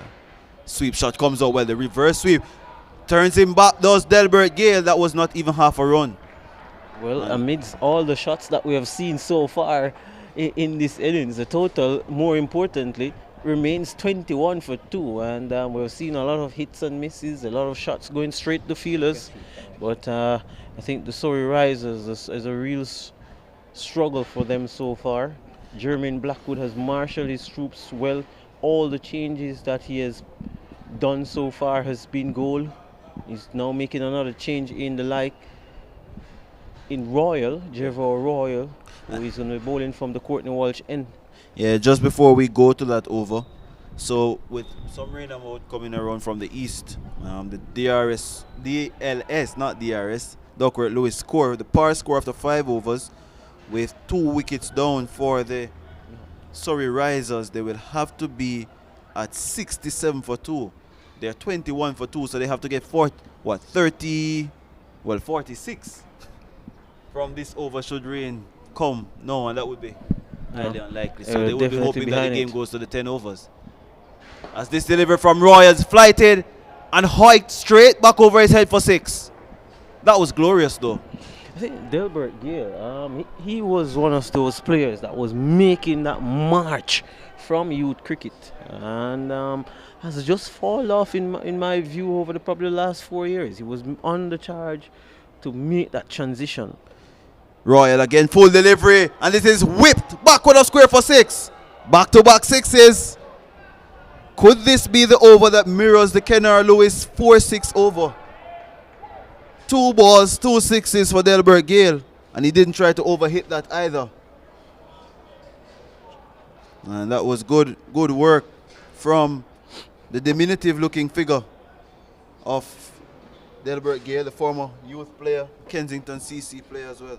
It was a full toss on the line of the leg stump, asking to be hit. Royal under some early pressure here, taken to... that one spins across him and takes the edge. Good delivery from Royal into the pitch, using his height and slow that up a bit. Wasn't trying to just fire the ball into the batsman. Got some grip, some turn and bounce. Yeah, something that we would have talked about as it relates to the spinners, trying to really grip the ball, trying to turn the ball, get purchase from the pitch, let the pitch do the work. And I think that's what he probably needs. He's over the wicket to Henry, who is slugging this over mid-wicket for 6. 4 balls, 3 sixes, 19 runs in this over. Sadiki Henry, well, he has played a lot of shots, finally gets one out of the middle of the bat. The score goes up to 40 for 2. He's on 22. Delbert Gale is 13 at the non-striker's end. 13 from 3. Yeah, that's a nice shot from Sadiki Henry. Nice sweep shot, slug sweep. Played it very well. Got close to the ball. Dragging it from outside the off stump. It was such a sweet sound from the bat, that one. The Risers showing that it's not only a one-man team or one person who can clear the ropes. That was nicely timed actually from Henry. Well, premeditated obviously. Decided that he really wanted to go for the slug sweep. Seems to fancy the square batted shots actually. His first scoring shot was a cut shot. No, there was a sweep shot. He has played the paddle, he has played the reverse sweep. He's tried the dink. Royal around the wicket. To Henry, a loud appeal. That seems to be the arm ball. It strikes him on the top of the pad. It looks pretty close. Maybe it was hit outside the off stump. Yeah, that was my first initial thought. And there you go, just outside off stump. Probably Jerome Foster thinks no. I'd have to see that again, but I'm thinking that it probably just probably an inch. Umpire's call. If our director can run it again for us, it was sliding in. It came in with the arm. Well, I would give the umpire the benefit of the doubt. That was outside the off stump. No wide call. And at the end of over number 5, the Surrey Risers, they are 41 for 2, chasing 140 for victory. That looks plumb to me, Chris. It was coming back in with the arm. He was shaping up to cut. I think there was a little bit of a drift coming in. I still have to take another look. And I think that's the kind of doubt that would have been in Chris Taylor's mind with that one. Was the on ball for sure? There it is. Well, maybe it was outside Maybe, the line. just outside the line of off stump. I think that was a good top class decision from Chris Taylor. Good decision, umpire. Under pressure. A very good decision. And we Kenroy bash Williams. them when they make bad decision. So I think we have to ensure that we give them credit. And there goes Henry, who was looking to tug that one.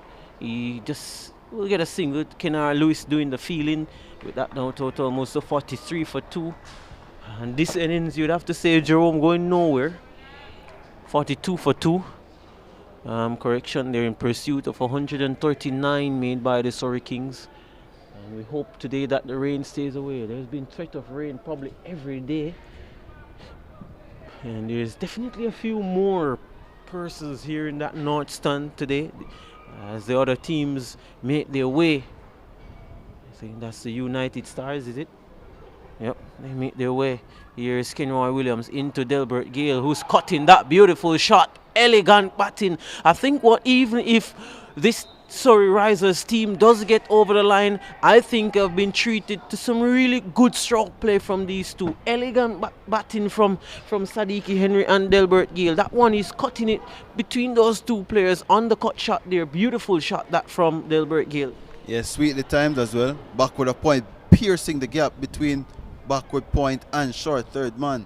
Backward point thought he had a chance. Absolutely none. Yeah, very classy player is Delbert Gale, and he's punching this one to point. Can't score. Kenroy Williams making the adjustment there, getting that one closer to him on the stump, getting some bounce on that one also. Yeah. Seems to have good control is Williams. Hardest form of bowling, this is leg spin, wrist spin. And looking to play one of the hardest shots also there. Delbert Gale over cover, succeed in getting the inside edge, and it now moves the total to 47 for the loss of 2 wickets. You've had the splintering of boundaries or the scattered boundaries here and there, but nothing consistent for the Surrey Risers. There goes Sadiki Henry. He's absolutely launched into that one, into the George Headley stand. And, well, Sadiki Henry, he probably has other ideas as to how he's going to approach this innings. He probably still believes that he can get the team up to that 140 mark. Attractive is Sadiki Henry in his stroke play. It has been a good inning so far from him. He's 29 and we'll get how many deliveries he's faced for those 29 runs in a few. 21 deliveries, so he still needs to get it up a notch, Henry. Pedestrian, really. Yeah, it's T10 cricket. And he's not able to get onto that one. That one, I think, was in the arc. And David Miller, his mantra, if it's in the arc, it goes out of the park. And Sadiq Henry missing that one. But, well, not really a bad showing. Some amount of pride being shown here by the Surrey Risers. 140 always going to be too much for them. Not that I'm ruling them out at the moment, but it looks quite challenging from here. They need another 86 runs from 4 overs. That is 20 plus runs and over. I don't think we're going to see that. So let's see what happens. Romario Edwards is getting ready to bowl to Sadiq Henry. He's 30.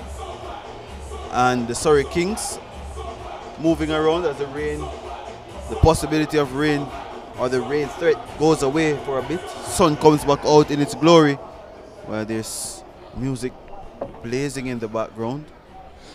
Surrey Risers 54 for 2. They will be looking to blaze to a victory.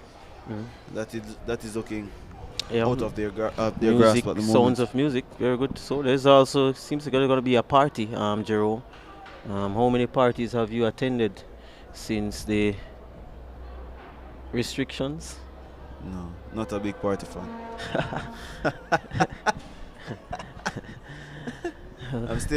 I'm still following my personal protocols. There's lots of activities post-COVID, or well, you can say post-lockdown era. I mean, it's a real pleasure to be here to see cricket again. And we've seen some good cricket. And there's a lot of chattering around. Jermaine Blackwood, unsure as to is it going to be Romario, I think Edwards. I think it's a change in plans from Blackwood. Well, you can tell you the total is 54 for the loss of 2 wickets. 54 for 2. They're in pursuit of 139. Of course, we have another game at 1:30, so you can join us if you're close by. Another game, another blitz of excitement to come. It will be the Middlesex Titans. They will be taking on the United Stars, and that's expected to be a big game. The lights of Santoki is going to be on show. John Campbell, Alwyn Williams, Jamie Merchant, Walters, Coleman. So that's also going to be setting up to be a decent affair at 1:30. Well, I think it's Orien Williams who is going to take up the attack, and Sadiki Henry going wild swing at a very wide delivery there outside off stump. Yeah, and Orien Williams has done well in this competition so far. The few overs he has been asked to bowl to ensure that he hasn't leaked a lot of runs. Quite straight, tends to be bowling full with the field. Well, this is a batting power play over. Just pushing that one down to long off. The big unit of Kenar Lewis is in the way. So maybe that forced a change by the captain. I remember the first game of the competition with the Titans and the Kings. The Kings went to Orien Williams for their death bowling, and now this contest he's been asked to bowl the over that is used as a batting power play by the Surrey Risers. Short delivery. Oh, that's 6. Yep. Into the north stand. Delbert Gale continue his very good stroke play. Attractive player is Gale. Both him and Sadiki Henry have been involved in a very good partnership so far.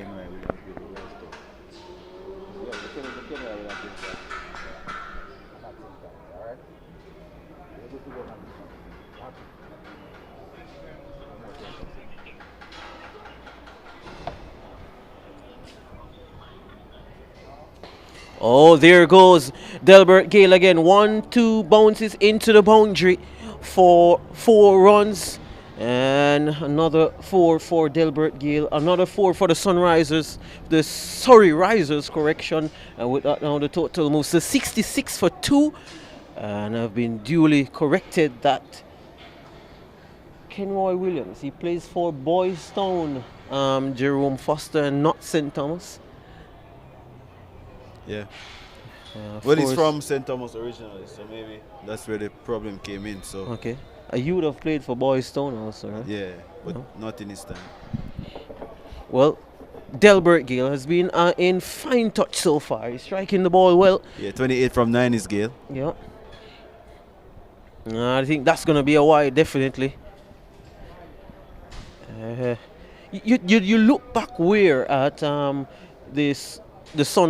the Surrey Risers are at now, and you think had they probably tried to curtail run scoring a bit, probably limit that Surrey Kings to probably a score of around 110, it would make a different reading on this game at this point in time. There goes. Oh, not happy there is Williams with the work from Aldane Thomas. It brings Sadiki Henry on strike, 67 for 2. Yeah, it bounced just in front of Thomas. Took the edge. There was a sound. Hence, everyone went up in a chord calling for a catch. Well, they have probably another 26 deliveries to get there. I'm not sure, but they probably have another 73 runs to get also. Probably this one is tugging that one to mid-wicket is Henry. He has been there from the start. He's 32. And He's been batting well, but not at the rate at which this game required him to. Williams, number 14 on his back, is Orion Williams, operating from the Courtney Walsh end. That's it straight. Willie, has he beaten Kenner Lewis? Yes, he has. Nice shot from Delbert Gale, the Kensington Senior Cup player, striking that one straight for 4. As Gale has batted really well, you think, just probably hasn't gotten the start they would have wanted early on. And Henry also has batted well, as I said, but just not at the rate that they require them to. He's 32 is Henry, and 33 for Delbert Gale. What you make of this partnership so far? It was good wrist play again from Delbert Gale. Just jerked his wrist, checked the drive, didn't try to overhit it. It was a low, full toss, had some pace on it, but he was good enough to just check it over mid-on and went all the, well, 1 bounce into the boundary for 4. And I think this partnership, Gale's intent and his expertise in maneuvering the ball as well as piercing the offside field has worked well, because Henry, even though he has played a lot of shots, hasn't really made a lot of contact. So they need another 67 runs from 18 balls. That's exactly where I was going. 67 from 18 balls. You're going to go at probably around 22 runs per over to get that. And that's really a hard task. You're probably going to have to get a big over from somewhere over probably 30 plus. 60. And it's probably good for the Risers. It's a long tournament. The games come quick and fast. You don't really have a lot of time to mull over defeats or celebrate your wins. So either you have a game the next day or a couple of days. And something that I've probably pointed out to another team member in another team, is that people who are in form in T10 cricket, they should be facing the bulk of the ball. So, for example, Delbert Gale has predominantly batted at number 4 in this competition. He's 33 from 11 today. If I'm the captain or the coach of the Risers, the next game, he's at 3. He's probably going to be opening. You're not getting anything from Lewin. You're not getting anything at pace from Sadiq Henry. You give Delbert Gale the opportunity to bat more balls and score quicker runs and probably set up a team. That Henry probably should have opened the batting with Walton. Then you have Gale probably to come at number 3. You just don't get that Lewin will make any huge damage to the opponents. Just not. He's young. Oh, there goes Sadiq Henry. He's flicked that one onto the mount stand. Beautiful shot from Sadiq Henry. Down the track he came, giving the Romario Edwards, who plays for race course from the parish of, I think, Clarendon, Romario Edwards, and he absolutely launched that one over backward square leg. Sadiq Henry now moves his tally to 38, and the total now 79 for the loss of 2 wickets. Beautiful shot there from Sadiq Henry. Yeah, charged into that one, did Henry. Anticipated where Edwards was going. And deep backward square, deep mid wicket, long on, long off, and sweep a cover on the boundary. So he knows what the bowler is thinking into the pitch. Well, there's a loud shout. I think there was something on that. The batsman, I think, was basically walking, and I'll definitely hope that the producer can bring up the replay on that one. Sadiq Henry is not walking. There's a loud shout. Adamant that there was something on that one. We'll look again. We'll have a second look or a third look on that one. The batsman holds his ground. The crowd, oh yeah, I think there was something on that one. Jerome Foster. Ball almost went to short, fine leg. That was a huge call in this game. Sadiq Henry, I think, has escaped one. He lives to fight another lay. Romario Edwards really and truly would be so disappointed with that decision. He has number 4 on his back. Sadiq Henry, 4 6s, 2 4s. And he's getting a glove onto this one again, identically as what would have happened the previous delivery. Well, this time it eludes Alden Thomas. It does goes to hand, and it rubs absolute salt, you would say, into the wounds of the Surrey Kings team. Oh, cricket, what a game. Definitely. And these things happen. As a fielding team, you have to regroup and come again. Even as blatant as it has been, can't really dwell on it too much because it's a game of human elements and mistakes are prone. So you just have to refocus Edwards, and I don't think that line is the right line, even as Midoff comes into the circle. Well, they made the adjustment to put the fine leg back. He's short again. Good bowling, very good bowling there from Edwards. Edwards, I think, is a very smart operator. I've seen him a couple of times in the national STC cricket competition, and he does very well. Two boundaries have been leaked off this over already. A 6 and a 4. Remember, they need 22 runs per over before this over started. That was the equation. 83 for 2. Henry is 42. Delbert Gale is 33. And he goes again from a good length. It has been a tough innings in the context of the game for Henry. Not really his kind of format. He's more adapted to play probably the longer version is Henry. Yeah. He has faced 29 balls, Sadiq Henry. 42 runs. Not the best you want to see. Striking at over 100, obviously. You want to go striking to about 180, 200. Down the leg side again, poor delivery. Yep, the outstretched hands has to come. You get the signal here from the umpire now. Yeah, that's a wide. Probably just annoyed by the umpire not giving him the previous opportunity, Edwards, but that's definitely a wide. It was outside the line of the batsman's body. It was down the leg side, past the stumps, way outside the leg side.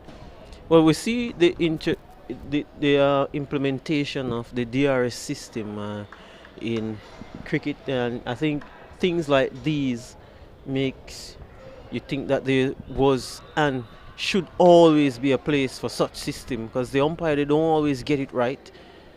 It's a tough task for them. One pushed into the offside to end the over for a single, and Sadiq Henry moves his tally to 43. Personal gain for him that he can get a half century. 2 overs to go. They're 85 for 2. They need to get 55. They need to get from 12.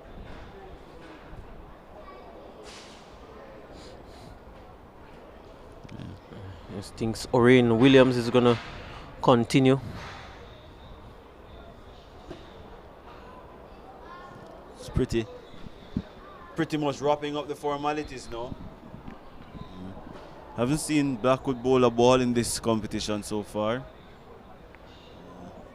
McCarthy has done some good bowling in pressure situations, did so against the Titans. So Blackwood got a test wicket, I think, in the last test series against England. Got the final wicket on the final day of the second test, the third test. Absolutely correct.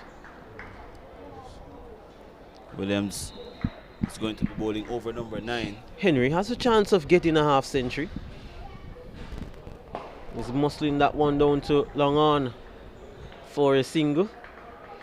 44, he now moves up to Henry. And it's not really a blame or a parting shot with Sadiq Henry. It's probably just not his format in terms of the power like Kenner or Lewis, but he's scoring at a decent clip. You just need players around him to be scoring quicker than him. Yeah, that one took something on the way over to the signal there of 4. So that one, I think, probably a glove, and going over the head of Aldane Thomas. Yep, I think he's got some baton to that one probably. It's 4 runs, 4 welcome runs for Delbert Gale. I think at this moment it's just a matter of personal gains, getting some runs, getting some form of confidence going into the next match for them. It's a learning curve, both Sadiq and Gale learning curve as it relates to T10 cricket, and hope they can approach it in future. That one beating Gale outside the off stump. Didn't get close enough to it. Was trying to hit it over mid-off. Probably has to get that front leg, which is his left leg. Yeah, across to the pitch of the delivery. Standing beside the ball rather than getting fully behind it to crash it through the offside. Oh, beautiful shot there from Delbert Gale, and nicely done on the deep cover boundary. Looks to be Brad Barnes, who's doing very well there and limiting the batsman to 2. Gale will move his tally to 39-94 for the loss of 96 for the loss of 2. Yep. Very fast pace is this T10 cricket. Oh, beautiful shot, that one, straight out to deep cover. Moves him to 40 is Gale. Brings Sadiki Henry into the strike. And I think at the moment now, I think for these two is probably personal milestone. A half century he's eyeing up is Henry. Can he get to a half century? I think it will still do him a whirl of good. Confidence booster. The 140 was always going to be too much, but I like the fight back from the risers. That one from Henry's drilled down to long on for a single. Wicket to wicket stuff from O'Rain Williams. Finish good. Been a fine over from him. And with that 97. With some confirmation on the score in a few. But I can tell you that Henry is 45, Gale is 40, and I can also tell you that it's just 1 over to go.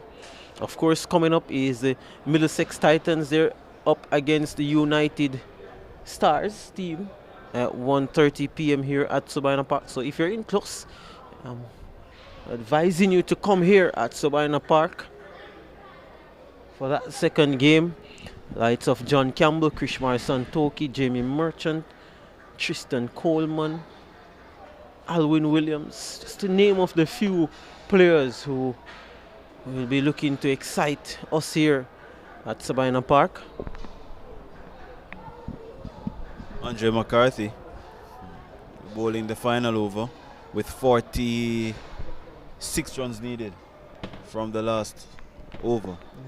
I can't tell you how they will get that 46 from 1 over, Jerome. I have to tell you that how the possibilities of that on the next day. Oh, there he goes. Is that the half century for Sadiki Henry? Well, I think he has just dropped inside the boundary. And again, that slug sweep is good on that sweep shot is Henry. And it has paid off dividend for him again. He gets to 49 is Henry. And the total now moves to 98 for the loss of 2 wickets. Sizing up that slug sweep again there, Foster. Yeah. He loves the slug. He loves the sweep shot. Plays like a wicket keeper, Sadiq Henry. Plays to particular angles of the field. He was reversing sweep early on also. That one has wrapped him on the pad. And they go through for a leg by. Yeah. And was fired in by McCarthy. Score goes up to 99 for 2. At least they get over the 100-run mark. Or they can get over the 100-run mark. Yeah, 99 there for 2. So that should be a confidence booster. They just need to get their bowling right. There's also the thing of net run rate that can come into play. So I think it is important that they finish good. They end their innings good, because I think I'm of the view that net run rate will play a factor as we get closer to the end of this tournament.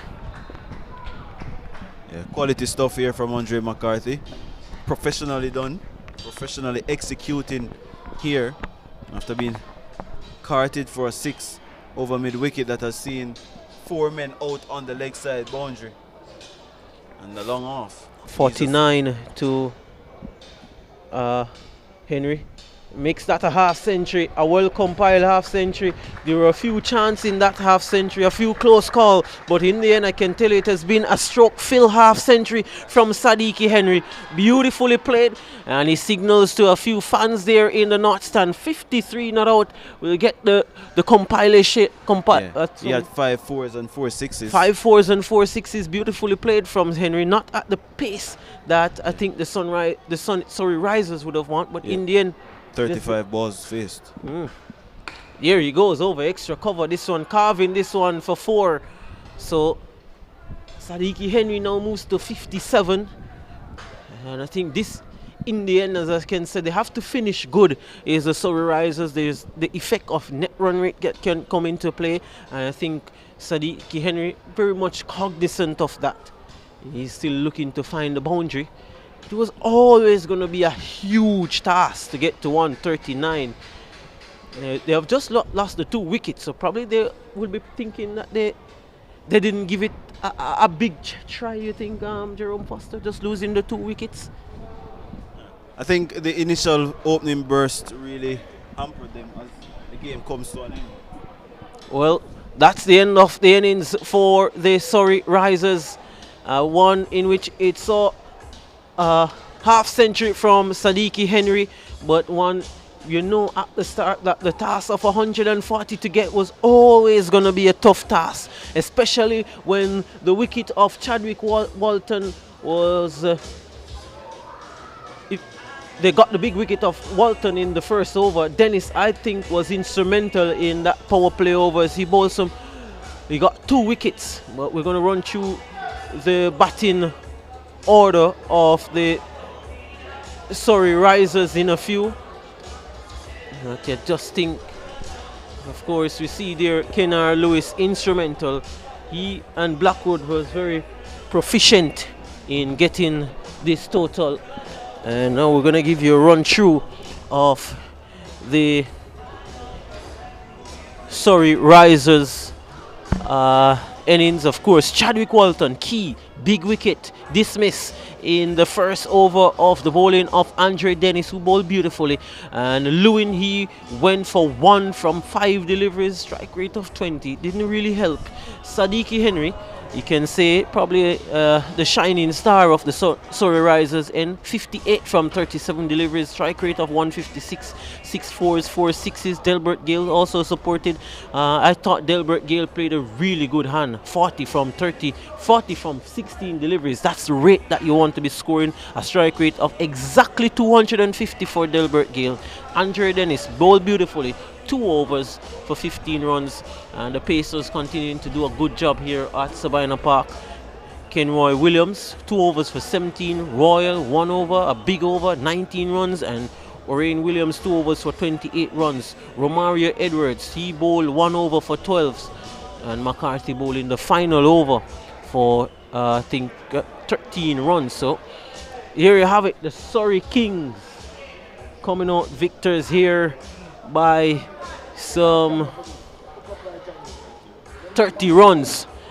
I think that was a very good, efficient victory for the Surrey Kings. We'll now move on to the second match at 1:30. Middlesex Titans up against the United Stars, and we ask you to join us then in probably another 40 minutes or 50 minutes or so here at Sabina Park.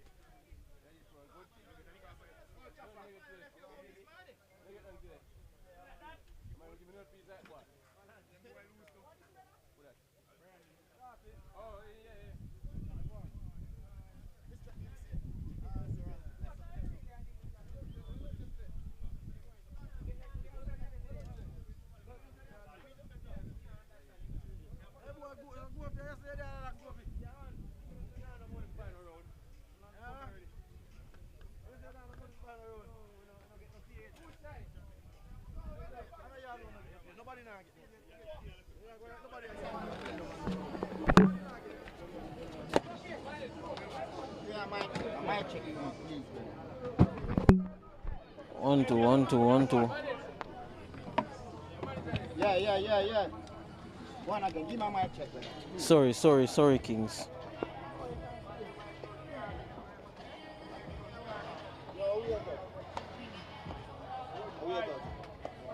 English?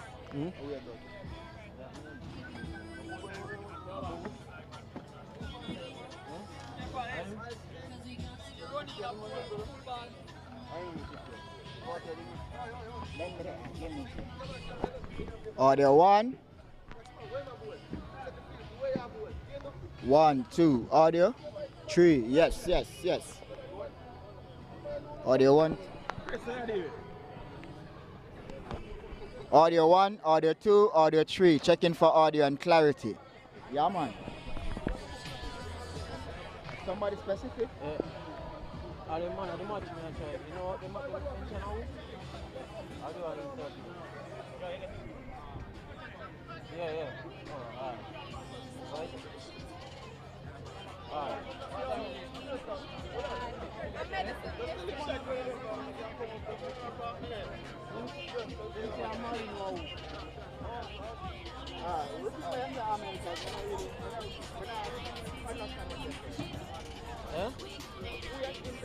Oh. Give me a mic check, please. A mic check. No, man, I don't. Brother, just focus. Just do a mic check. Audio 1, audio 2. That's all. Audio 1, audio 2. But don't have this 10. The person so far. I don't have the 10 that when we the interview? Yes. Why we have to go down at the 10? Because they want the back. What, the Jamaica? That's why I'm asking. But we probably can do it there, sir. Yeah, we could do it here, Dr. Brother. And remember, say me up on a break, you know, so I have to do it now, you know. Huh? Wanna move, sir? Oh, go. Oh, yeah, start. Check. One. Check.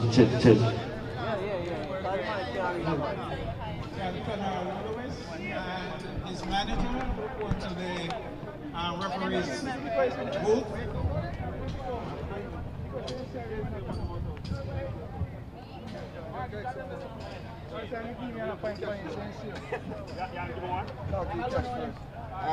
Amel, you had gotten a mic check? Well, he did it several times, so I don't know if you can hear it in there. One more. Mic check. Alright.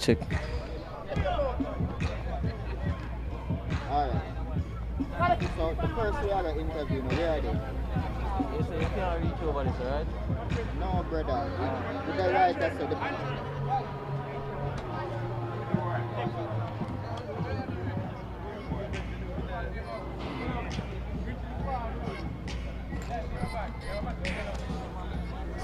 Probably we get that back.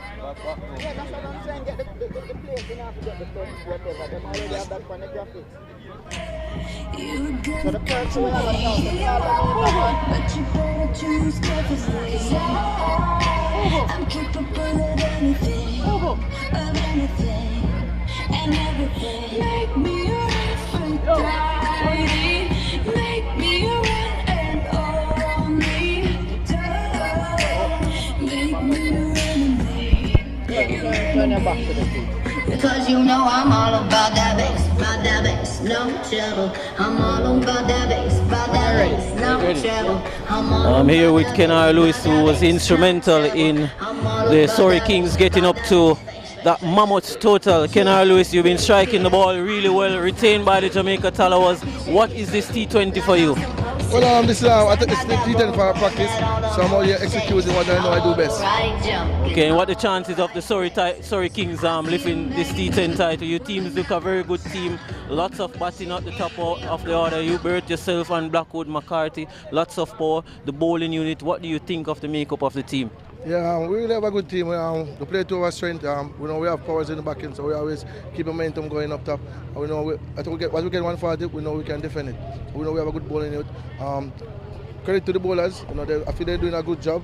So that's it so far. You've played T10 in Dubai. You've been adapted to what this T20 version requires of you. And I've been trying to think what you think is a good total in T20 cricket. Well, T10, you don't really have a good total. You have to put your runs on the board and hope for your bowler come and get you over the line. Okay, all right, thank you very much. All right, thank you very much.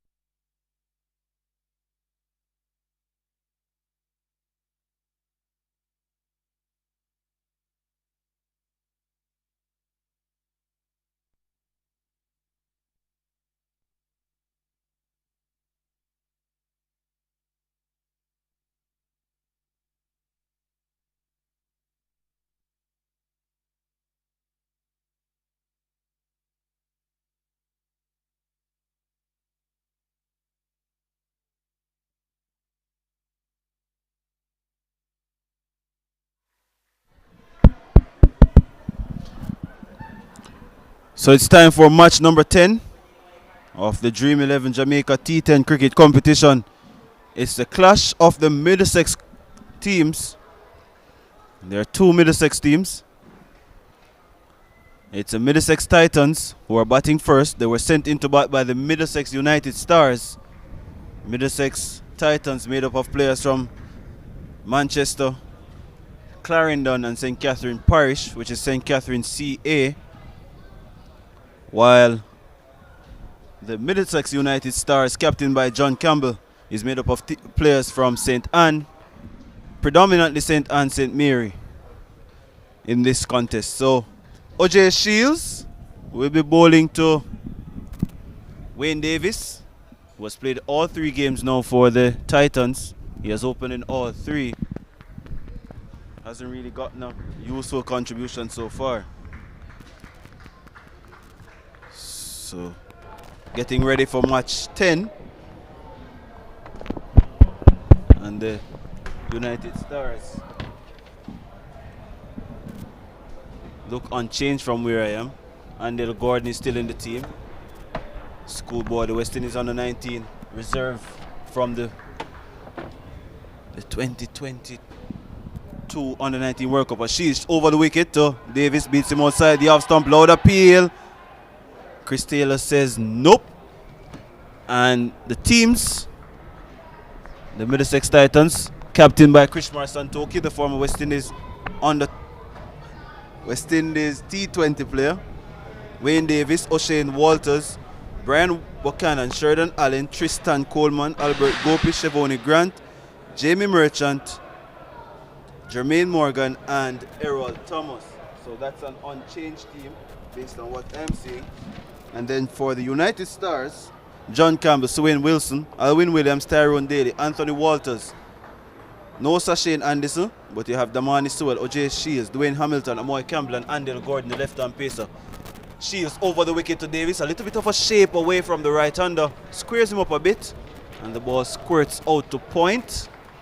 And there's no run. As Chris Gale joins us here, I'm Jerome Foster. OJ Shields, I was told that I think after the game yesterday, that he played for the CCC in the first class competition, moving the ball very nicely away from the right-handed batsman, of course aided by a gentle breeze that is blowing from east to west. Shields again passes the left shoulder off Taylor, and this is on the up, played on the up by Davis, squeezing out to Kingston Cricket Club. There's a chase on from Alwyn Williams. He gets it, but he can't prevent 3 runs.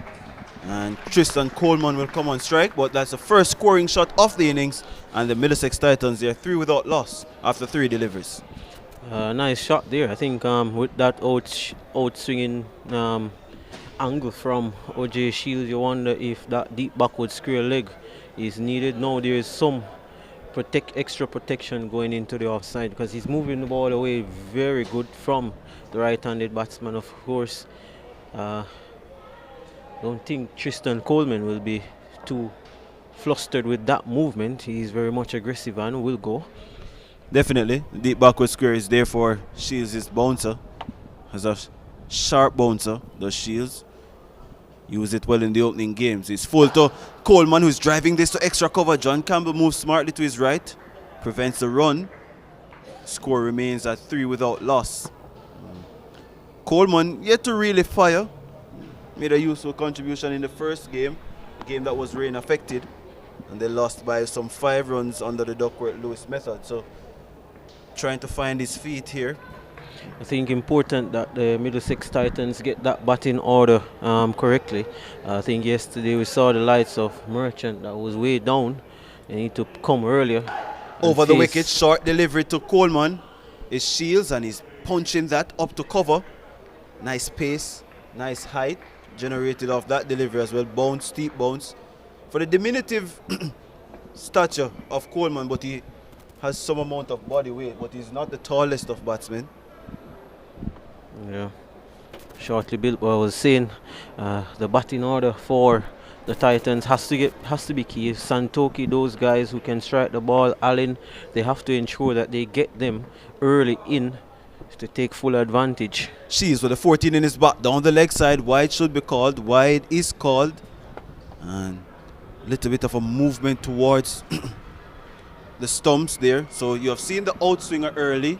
And now you see the in-swinger from Shields. And now you see the man from Slip taken out and placed into a mid-wicket region. Toying with the field now is John Campbell. Well, it's good skill shown by O.J. Shields. Not just showing that he can swing the ball away, but that one came back into Coleman. Want to start it just outside off stump. Sure, this is a short ball. It's back of a driving length and squeezes out does Coleman, who is scrambling at the non-striker's end. Andel Gordon does the fielding. Amoy Campbell asking questions as to why he didn't throw. Well, that completes over number 1 of the 10th match of the Jamaica Dream XI T10 cricket competition. And the Middlesex Titans sent into bat by the Middlesex United Stars. They are 5 without loss after 1 over. And the clouds are really getting gloomy now. It's getting heavy, it's getting dark. Could be in for some showers. With Coleman getting set to face Andel Gordon, who will be bowling from the Courtney Walsh end. He bowled from the Michael Holding end yesterday. So a little bit of a change there. Well, the weather report did say that we should expect some showers for the weekend. And I think we're seeing a lot of evidence of that weather settling in the hills of Red Hill, Stony Hill. There's no rain with us so far. We were spared a bit yesterday as Andel Gordon gets ready to start his spell. Was decent yesterday actually, even though the United Stars suffered defeat, and pulls out of his run. Strong breeze coming across his left shoulder. Pulls up the Taki High schoolboy. Was a part of the West Indies under-19 setup. Went to England for the 6-game series. Didn't make the final 15 for the World Cup. Passes on the umpire now, and Bosto. Coleman wraps him on the glove. Surprising him in length there, Coleman. And the ball trickles up to gully, well, backward point. And there's no chance of a run. Very good delivery there from Gordon. That one just getting an extra bounce and taking Coleman by surprise. It's important that if he can get probably that ball coming back into Coleman will prove effective. Over the wicket to Coleman, who is slashing this high in the air over backward point. It trickles out to the boundary, it won't get there. Alwyn Williams and Damani Swell in chase, and they limit it to 2 despite a misfield from the wicketkeeper Anthony Walters. And the score goes up now to 7 without loss, and it's looking pretty ominous now that the rains are getting here pretty quickly. Hoping that it goes away. There's some persons who believe that the rain won't come, and we'll see. Short delivery from Gordon, tucked into the onside by Coleman. They look a lot busier, the Titans, and question their approach yesterday, especially in that power play phase where they were just trying to hike everything over the boundary rather than picking their bowlers and picking their moments. And they played against the Surrey Royals, who destroyed them really with Leroy Lugg and Nkrumah Bonner. Yeah, smashed it to all parts. The singles are definitely important. If you can't get the boundary, I think you have to look to maximize score of every delivery. There's absolutely no room for any dot ball. 8 without losses. Davis is bashing this over mid-off. It goes all the way for 6. Brilliantly played by Wayne Davis. Was almost like a forehand jab. He smashed it over mid-off. Goes all the way for 6. He goes up to 9. And the score is 14 without loss. It shows you that there is no devils in the pitch. Striking the ball right through the line of that one. It wasn't a good length. I think trust in his abilities, trust in the pitch there, Davis. Gordon to Davis again, and he's bowled him inside edge onto the off stump. Losing him shape was Wayne Davis. Wasn't close enough to the pitch of the delivery. But importantly, Andel Gordon recovers and gets his redemption. Stuck to his guns, the young man. takes the inner half of the bat, and Davis' demise is completed. He goes for 9 of 6 deliveries, and the Middlesex Titans, they lose their first wicket. They are 14 for 1, with Albert Gopi set to join Tristan Coleman. Looking back at that one, Jerome, you think Davis looking to hit the leather of that one and lost his shape. I think if he had come onto the front foot a bit more and looked to stroke the ball, he would have be in a better position to get some dividend from that. But I think loses his shape. The bat was coming way from that gully region, and in the end just really trying to drag it to mid wicket basically, when probably should have looking to aim to hit that one over the head of mid off. Yeah. That left foot needs to come across a little bit more. He opened himself up, and because he loves to hit through the offside, Davis was staying leg side of the ball rather than going towards the line of the ball. Allowed for him to be dismissed inside edge, but good rewards for Andel Gordon, who was 1 for 9. He's straight to Albert Gopi, and there's a mix up. This should be a run out. It is a run out. It went straight to mid wicket. Gopi thought about a single. He was off like a flash. Even with a bubble from Tyrone Daly, he was still able to run out Albert Gopi, who was stranded midway. I don't think there was a run there at all. Foster, I think he was hit straight to mid-wicket. Coleman know that there was not a run. There you go, the ball hit straight, hard, firmly to mid-wicket. Even with a fumble from the fielder, he was still allowed to get through that ball quickly to Anthony Walters. And there was it's interesting because Gopi, who batted way down the order, he came at 3 today. Yeah, I'm questioning these decisions from the Middlesex Titans. But Sheridan Allen have been questioning the role that he has been given. I think he should be batting the bulk of the deliveries in this format. Destructive player should be getting even maximum use of the power play. But even with the misfield from Tyrone Daly at mid-wicket, it shows you how much of a disastrous thought that was from Albert Gopi. There was no way Tristan Coleman could have got in to complete a single there. And the Titans, they go bang bang, losing 2 wickets in 2 balls. He also slipped in the way. I think that didn't help him. It was a long way down, is Albert Gopi. Alwyn Williams is the new man. He's over the wicket to Coleman, who is smashing this to the right of extra cover, who would be a spectator, because that's 4. That left the bat like a trace of bullet from Coleman and got to the boundary in no time. 18 for 2. Coleman just opening up the offside here. He had the man at cover to beat John Campbell. He also had a deep extra cover to beat. And I mean, when you're hitting the ball that hard, you expect that you will get full value. It made a good sound from the bat. A crunching sound as well as he waits on Alwyn Williams. He taps this into the point region and should have taken a shot at the stumps there. Probably Damani Sewell opted against it, and no mix up there. The score goes up to 19 for 2. Sheridan Allen and Tristan Coleman played for the winning Fairfield team in the SDC T20 competition. Coleman, as we have said before, was a member of the West Indies under-19 team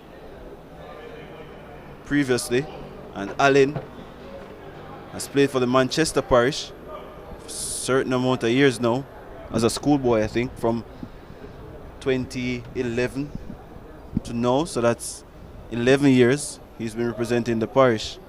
Getting closer to 30 now is Sheridan Allen. Another man who wants to display his qualities, Alwyn Williams. Bowling from the Michael Holding end. Passes umpire Taylor, and Allen is smashing this high into the George Henley stand for 6. He doesn't need a sighter.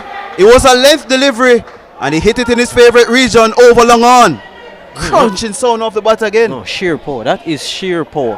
And he does pack a punch, is Allen. It was outside the off stump, and to generate that amount of power and to hit it over wide long on, that's some hit. It's something that we have been accustomed to see from Sheridan Allen. Very aggressive, dynamic, 6 hitting. That's what his game is made of. Indeed. And his hitting arc is from the left of John Campbell, who is at extra cover, to the left of the deep mid-wicket fielder, who is Dwayne Hamilton, right in front of the JCA board. Williams goes around the wicket now to Allen, and smashes this into the turf, and he thought about a single, he slipped, resulted in him not getting a single, and the score remains at 25 for 2 after 2.4 overs.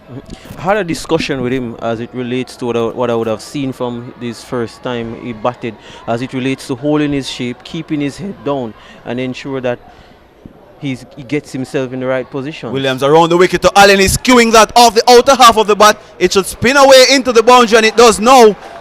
And another boundary for Sheridan Allen. He's up to 10. And this is what I've been asking for. Utilize his power early. Utilize him against the medium pacers and the spinners. He's very destructive. And this Sabina Park outfield is not too big for him either. Oh, you see what the other teams are doing at the top. The likes of Log and Lewis, they are destructive for their teams at the top, and I think each team need that kind of destruction at the top.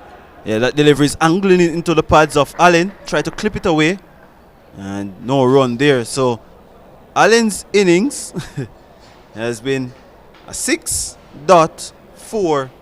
So 4 balls faced, 10 runs, and the Middlesex Titans, they are 29 for 2 after 3 overs in match number 10 of the Dream XI Jamaica T10 cricket competition.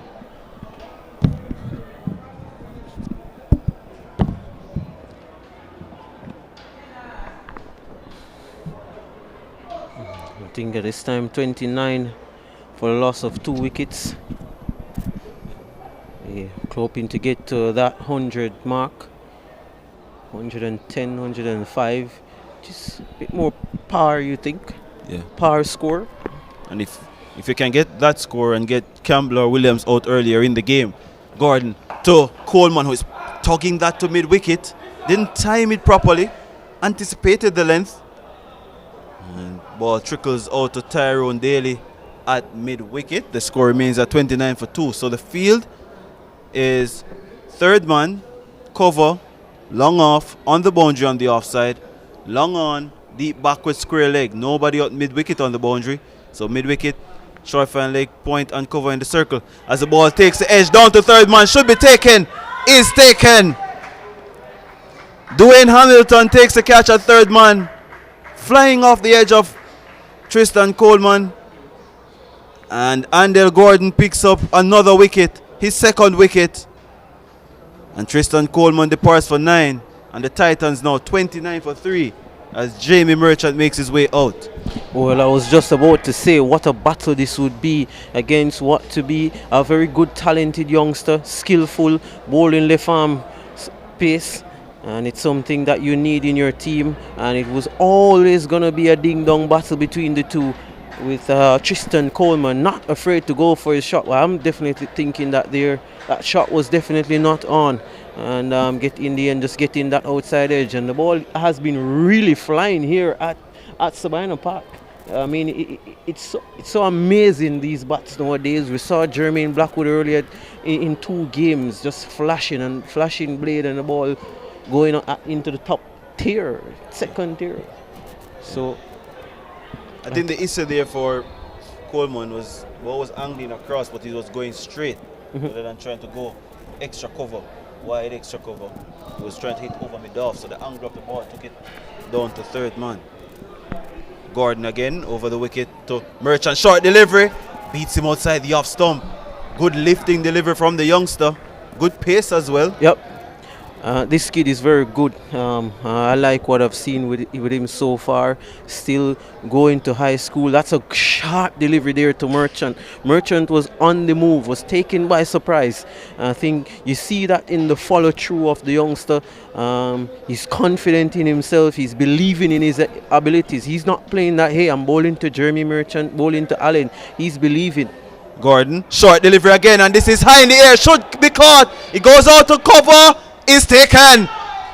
Brilliantly done. The plan works by young Andel Gordon, hitting the pitch hard, following up on his first delivery. That was wide, and maybe Merchant could have been a little bit more circumspect in his approach, but it goes all the way out to deep point, and the catch is taken. So the 4th wicket down now. Ronaldo Ingram takes the catch. And the Titans, they're in serious trouble now. They're 29 for 4. as Jermaine Morgan makes his way out to bat. A lot of chopping and changing with this batting order. 29 for 4 after 3.4. Well, again, I'm so impressed with this youngster. He's been absolutely brilliant. Youngster, he's running in. I just said before that he's confident in his abilities and he's hitting the pitch hard. And you can just imagine when his body develops. And just look at him now, very thin, and the uniform scattered on him. But hey, with his skills, with his talent, I think if he's developed the right way, I think we're in for a very good find, not for just for Jamaica cricket, but for West Indies cricket. And I love the aggression in his follow through as well. He goes right up there. Face. He's right up there. He's not afraid. Yeah. He's over the wicket now to the left-handed Allen. Short delivery again, and he's nudging that down to third man. And gets a single. The score goes up to 30 for 4.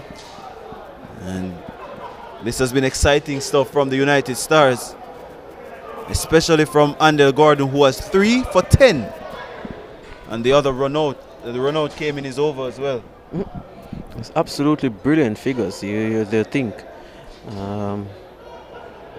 from Gordon. I mean, he now has Morgan. I think Morgan likes to hit, and he doesn't have this that sound defense. Sometimes he can be a bit loose. So he likes to open up. So I think Andel Gordon should be fancying himself here. Short to Morgan is opening up to hit through the offside. He taps it away to cover. John Campbell does the fielding, and the score remains at 30 for 4 at the end of over number 4. The Middlesex Titans, they have lost Tristan Coleman, Wayne Davis, Jamie Merchant, and Albert Gopi so far in this chase. So they've lost majority of their run scorers, and now John Campbell going for the juggler here, camping out with O.J. Shields, his main fast bowler. And the bowling to Sheridan Allen. I think this is a wise move as well from John Campbell. Allen is a prize scalp now. A little bit suspect to pace, you might ask.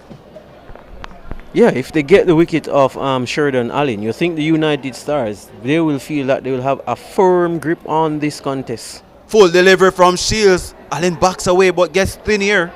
Nowhere close to the ball. And the field setting is telling you what is going to become. You can telegraph that it's going to be hard back of the length into the pitch from Shields. There's mid-off in the circle, cover, backward point, and there's short fine leg. On the boundary, third man, sweeper cover, long on, deep mid wicket and deep backward square. So hard length into the pitch coming. Shields over the wicket to Allen. That's full and cracked out to deep cover.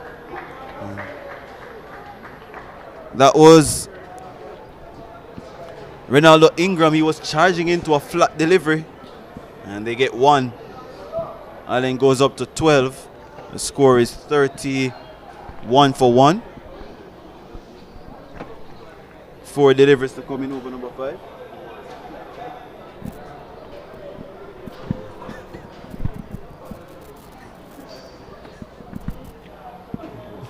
Match number 10 of the Dream 11 Jamaica T10 competition. What a tournament. It has been an absolute belt of a tournament. She is none for 6 from 8 deliveries, 1.2 overs that is. He's over the wicket now to Morgan. Is tapping this into the mid-wicket region. He was getting behind it. And Shields gets another dot delivery. I think he looks to be a candidate to that short stuff. I think Shields will be fancying himself to bowl a few more of that short set stuff just to unsettle Morgan a bit. There's a deep backward square leg, a fine leg that is perfectly placed for that pull shot, and let's see if he goes short again. Morgan and Allen should be smart here. I would negotiate Shields. He's up to Morgan, short delivery down the leg side, takes a tickle, it goes close to the boundary, into the boundary now, and that is signal 4 by umpire Christopher Taylor. The score now moves up to 35 for 4, and Jermaine Morgan, who is a dasher by nature, he's up to 4, his first scoring shot. And the Titans in a hole at the moment, 35 for 4. approaching over the end of over number 5.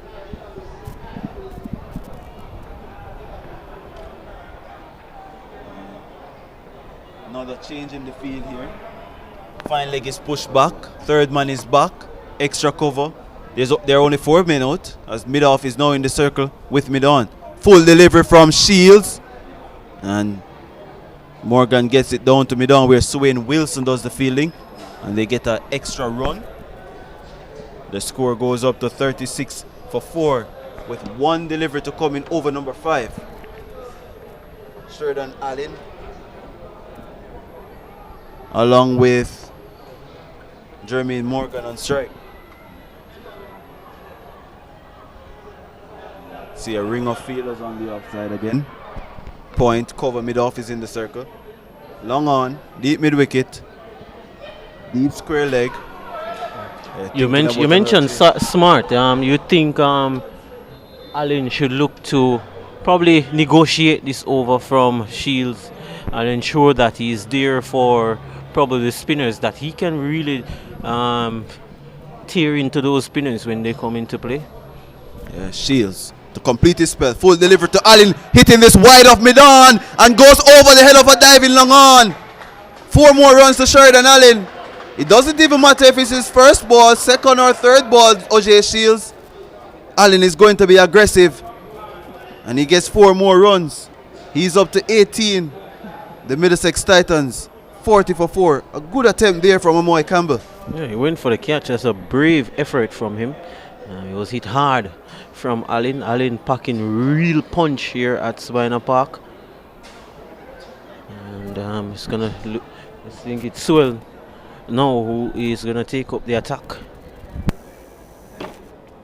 And he's going to be bowling from the Courtney Walsh end. The man is Sewell.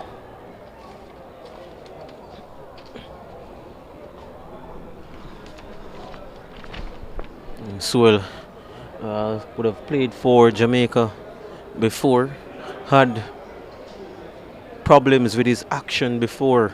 So is John Campbell, who is at cover. I have not seen him bowl in this tournament so far. He's Campbell.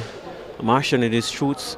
He's at cover. There's a point, short third, deep extra cover, long off, long on.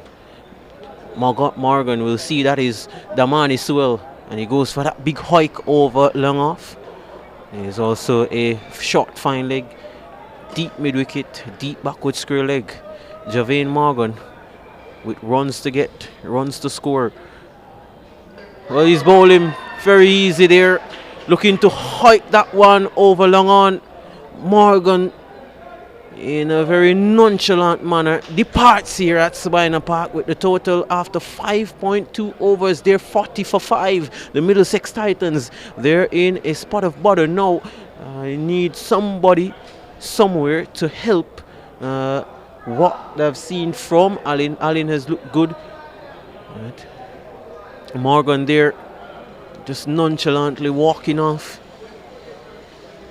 There's really a nothing shot in the end from Morgan, and everything going to plan for John Campbell and the United Stars team. So far 40 for the loss of 5 wickets, and I think they would have made 93 yesterday. They will need a lot more than that, and at the moment at the halfway stage they're struggling.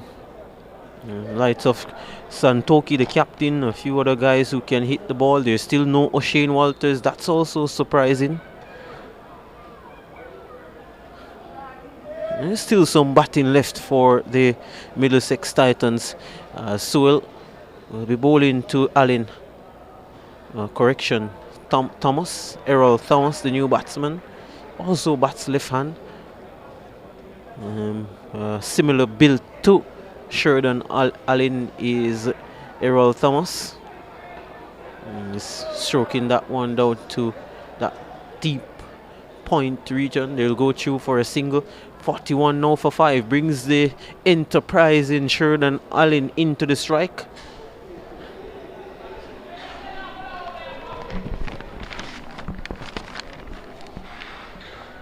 Allen sets himself now, will be looking to go straight or that wide long on area, you think. That one is wide outside the off stump. He doesn't want to get too close to Sheridan Allen. Allen is sizing this up now. Definitely something has to give in this over. There's a long on, long off, deep extra cover. Here is Sewell. There goes Allen. He does the times this one at this occasion. Drags it down to long on for a single 42 for the loss of 5.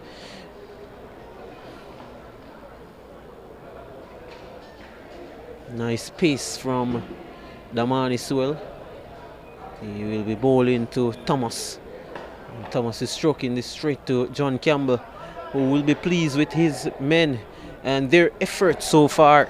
As the end of 6 overs completed, 43 for the loss of 5 wickets. The Middlesex Titans, they need an injection of real power from somewhere. They need boundaries and they need to get them quickly. They have another 4 over to do so.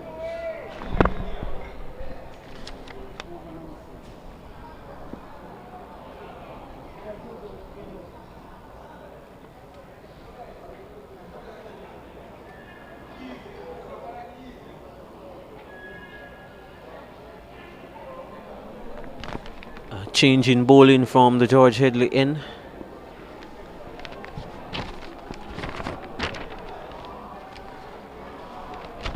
And wait to see the new bowler in a few. Dwayne Hamilton is the new bowler, and he's going to be operating to Sheridan Allen, a deep extra cover, a long off. John Campbell, the captain, at extra cover on the circle. So is Point, so is short third man. Here is Hamilton, and here goes. That's peel off the outside edge. That's going to run away pretty close to the third man boundary. It goes into the boundary now for 4, and Sheridan Allen, he moves to 27. The lone soldier fighting the fight here for the Middlesex Titans so far in this first innings for them. They have to get up to that 110, I think, which is par. That's where they need to get to. And for them to get there, you expect Sheridan Allen has to be very instrumental in that effort. He's 27. He's done well so far. Hamilton under early pressure. Oh, that's a brilliant delivery from Hamilton. Right up there. They have to come back for the second. And Allen says, I'm coming back. He's not the quickest, but he gets there. 2 runs collected there now, 49 for the loss of 5 wickets. Allen moves his tally to 23. Get some confirmation on that. Yes, he's 23 is Allen. Total 49 for the loss of 5. The rain staying away west or north here of Sabina Park. More importantly, the east is dry. More importantly for Titans, Allen is at the crease. That's a wide delivery. Signal so by Christy Taylor. And no one wants to get close to Allen. Want to take out that shot that he drags too wide long on. And Sheridan Allen sets himself. He will looks up and see that Hamilton is into him. That full toss, as I've said before, it can be a very good delivery. Sometimes it goes for runs, but not many can get that full toss away. You have to be the likes of Mahendra Singh Dhoni, Andre Russell, and we've seen Ravman Powell getting them even when they're at his waist height or at stomach height, some would say, but there's not much can get those deliveries away. Errol Thomas examining his bat. He needs to find the fence, Errol Thomas. He has to support Allen. The 50 is up, 51 for the loss of 5 wickets, 6.3 overs, 3.5 overs to go. Dream T10 cricket here at Sabina Park. Hamilton, Dwayne Hamilton. And there goes the flashing blade of Errol Thomas. They call him ET. He has to come back for 2. Yep, easy 2. And 53 now for the loss of 5 wickets. Of course, there is some batting to come. So I think Thomas has to ensure that he tries his utmost best to get the boundaries. There's still Santoki who can hit the boundary. There's still O'Shane Walters, who I'm surprisingly didn't come earlier.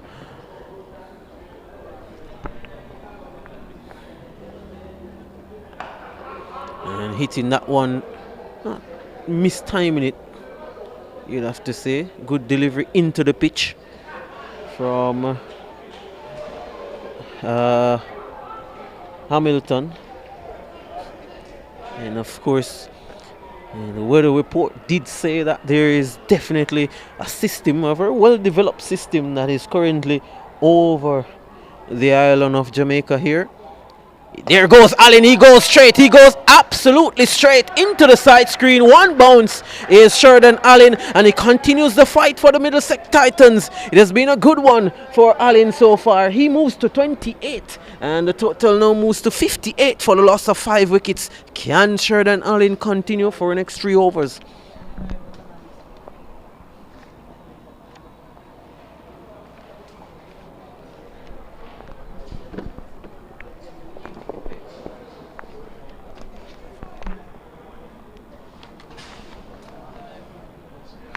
Sheridan Allen, 28 from 13 balls, 4 fours, 1 6, strike rate of 215. Absolutely where you want to be, over that 200 mark. That's where you want to be striking it. And a message coming here on from Brian Clark, who's doing the 12-man duties for the Middlesex Titans. One wonders what that message would be to Allen. Would be much to keep going. Ensure that you get as much of the strike as possible. He's 28 is Allen. Errol Thomas on 4. He knows that he has one job to do, and that is to find the boundaries. Sewell will be looking to stop that. And not really good enough, spanking that one wide. They should come back for the second run. Has to be. And good work there. It seems to be Wilson who is doing the work on the long off boundary. But I still think that the United Stars, they'll be much pleased with the singles. I think the boundaries is what they want to stop, and they have done that well so far.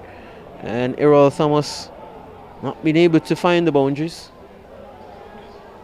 He's on 6 Thomas, and Thomas can't get under those deliveries. Well, I think the good thing for the Titans is that it brings Allen into strike. 61 for the loss of 5. Allen on 28, Thomas on 7. Will this be the over? Allen sets himself, and he sets this one. He's hit that high. He just looks at that one, goes. He holds the post into the side screen. Oh, what a shot that from Allen. The enterprising Sheridan Allen. How many times you have seen this kind of 6-hitting execution entertainment from Sheridan Allen? He continues. He moves to 34 and 67. They need more of that is the Titans. Will we see more? Here is Sewell, and that was well bowled, flat hard into the pitch. Well bowled from Sewell. Allen sets himself again. And this is what the crowd has come to see. They come to see 6s, 4s. They want to see some excitement. Oh, Allen again, the flashing blade. It's called a wide. Anthony Walters just fumbling that one a bit. A cluster of spectators in the north stand. A cluster of spectators also in the Kingston Cricket Club stand. Here is Sewell. And banging that one to long on is Allen. Total now 69 for 5.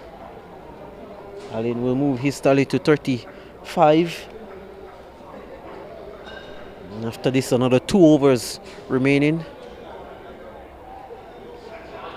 Well, this has been good from Sewell. It ends what has been a tidy over. Apart from that 6 from Allen, I think it has been a tidy over in the context of the game. In the context of T10 cricket, I think that's a very fine over. Well, the Titans, interesting to note, they're taking that power play that you have to take between overs number 3 to 9, and they are taking that power play now is the Titans. So this will probably change the complexion of the game. or he will not. This power play, only 2 fielders can be outside the circle. Alwyn Williams is entrusted to bowl this over, a very pivotal over in the context of this game. We'll wait to see which 2 fielders John Campbell will have on the boundary. And it's going to be a long on and a mid wicket that will be on the boundary, and a ring of fielders on that offside. John Campbell, captain of the Jamaica Scorpions. Here's Alwyn Williams, short. Yep, that's a good choice to go to Allen. Allen prefers it full. You can free the arms down the ground. It's a very good start. I think Alwyn Williams has done himself justice in this tournament. He's gotten runs, he's bowled discipline. With discipline, he's gotten wickets.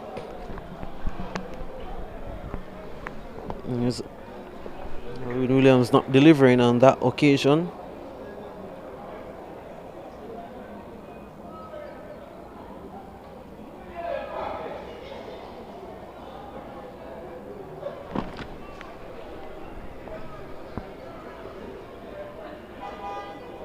Alwyn Williams, number 10 on his back, bowls to Allen. Allen goes into that wide long on area. There's a fielder running around who will do the fielding. And surprising that they didn't look to come back for the second. I'm of the view that Sheridan Allen is doing the bulk of the scoring and should be facing more of the deliveries. So running between the wickets, it's a bit questionable. Ball was hit wide off that long on fielder. Thomas will be looking to maximize. He's turning that one around. He's looking to give Allen the strike. So a bit questionable the approach of Thomas so far. There's still 5 wickets in the bag. Still the likes of Santoki and Walters definitely should be looking to hit the boundaries.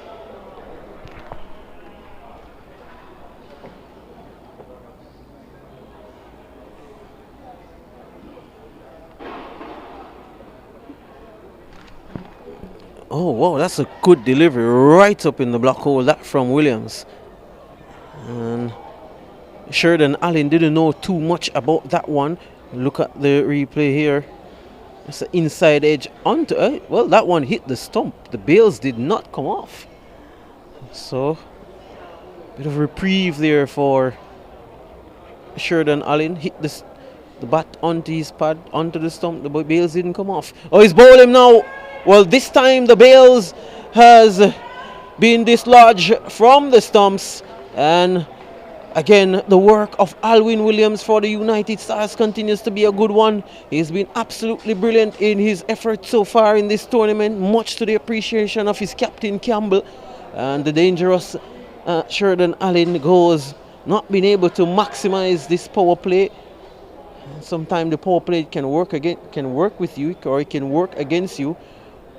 O'Shane Walters, I think Allen gave himself a bit too much room on that one. He was looking to open up that offside, looking to hit true cover. 71 for 6 at this stage. They're pretty much on par to score that 92 that they would have made yesterday. Is the Middlesex Titans.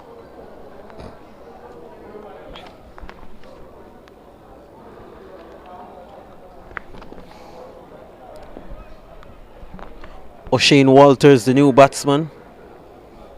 Surprising that he's batting solo is Walters.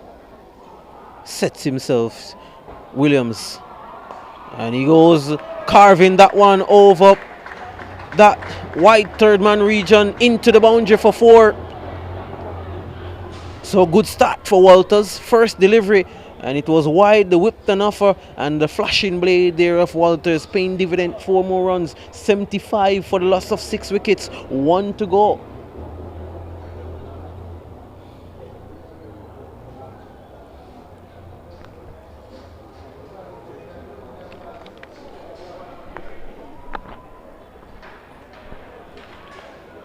Looks to be Dwayne Hamilton who is gonna bowl the final over, important over.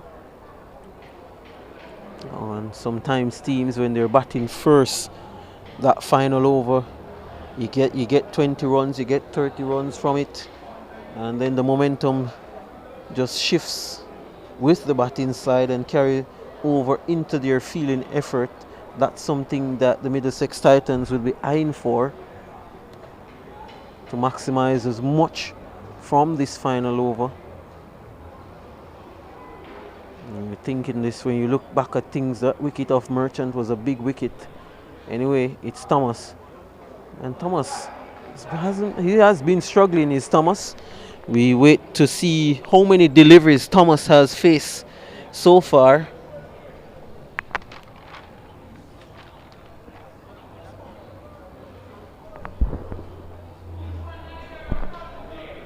Thomas has been a real struggle for him. He's hitting this one straight. John Campbell sets himself, is the Jamaica Scorpions captain, takes the catch. Easy catch. And a painstaking innings comes to an end. Errol Thomas was really struggling. And you look at things, the lights of Santoki coming out now. I think there has to be some big decisions has to be taken as it relates to the batting order of the Middlesex Titans. Look at the replay from that one. Hard lengths again, doing the trick for the pace bowlers. We have seen that Savannah Park has offered a lot to the faster bowlers. Historically it does. And he's been doing that through this competition so far. As the captain Santoki makes his way out, he won't be on strike. Walters will be on strike, does some gardening work. Has 4 deliveries to maximize on his Walters.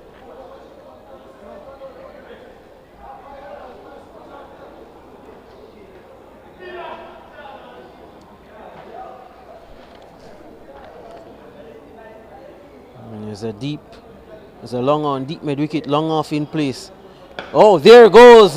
What a magnificent shot. And then it goes back to my point. Why is O'Shane Walters batting so low? Questions to be answered from the Middlesex Titans. But at the moment, they have a task to set a total. That's a beautiful shot. It was in the slot and he stroked it magnificently. Is Walters. The total moves to 81 for the loss of 7.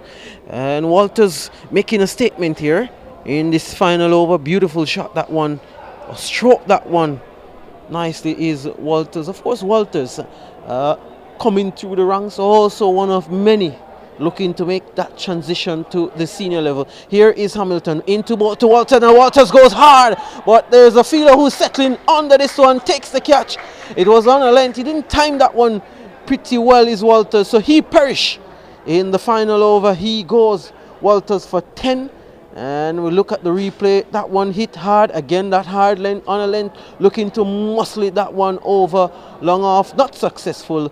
And another wicket going down for the Middlesex Titans. It has been a real struggle this innings. Hamilton, 2 overs for 21 runs, has bowled well. Brian Buchanan making his way out.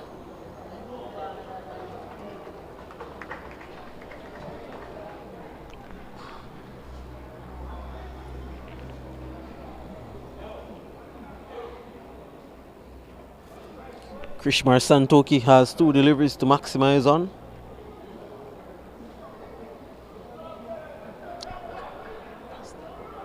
I think Wilson taking that easy catch there down on the long off boundary. Krishmar Santoki, 2 deliveries to go. Here is Hamilton. And missing that one is Santoki, not able to get back onto the ball. This is really good from the Stars, absolutely good. Hamilton, 2 for 21, and he'll be looking to finish off what has been a magnificent fielding effort and bowling effort from the Stars. Here he is to bowl the final delivery of this innings, and a dot ball. Well, that sums up the struggle and this innings from the Middlesex team. Will be very disappointed. Some 25 to 35 runs short, I think, and well, runs on board, they say, and they'll have to come out and make a match of it. But John Campbell, I think, will be very much pleased. He won the toss and he elected to field first, and I think This represents a very, very good score, workable one, which they should be able to chase with their power at the top. Both John Campbell and the likes of Williams will be fancying their chances to chase this down pretty quickly.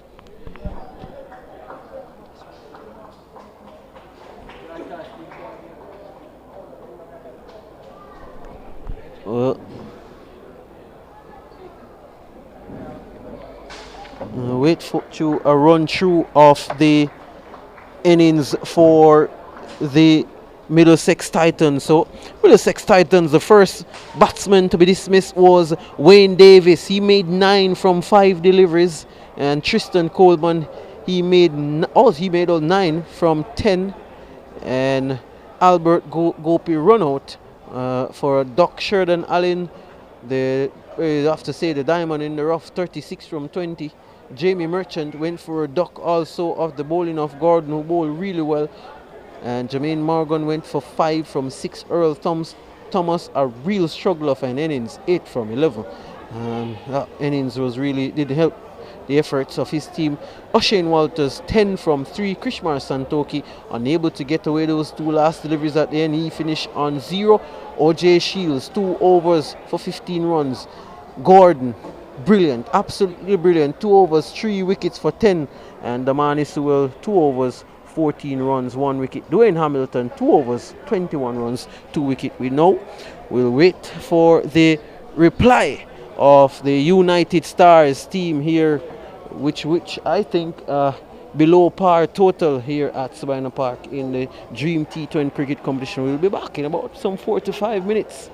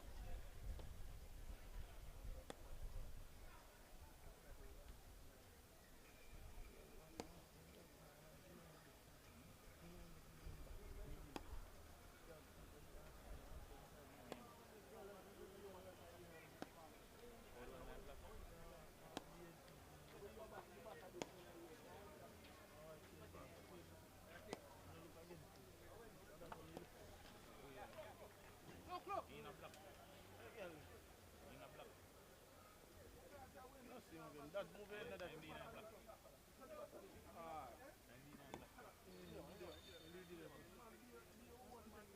Everything up. No, so we can't head we at me meet up. Peanut, give me some peanut there. So you come in, man. We have peanut.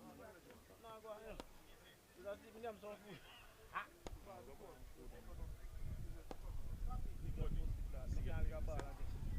Man, then take out the coach that out like this completely. Nobody wants to cut the ball. Nobody wants to ball into 6 stars.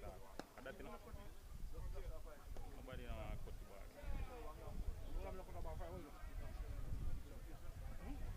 Yeah.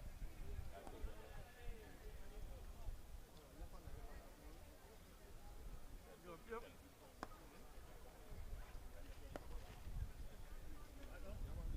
Gents, everybody out here warming up. That game we have to play.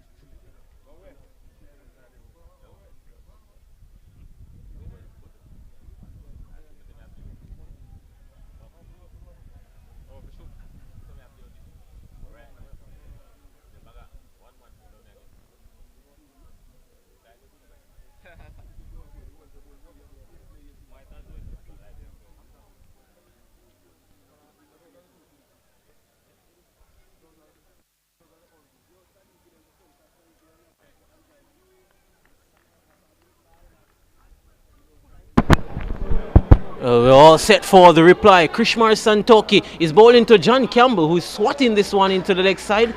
And we're running away pretty close to the boundary.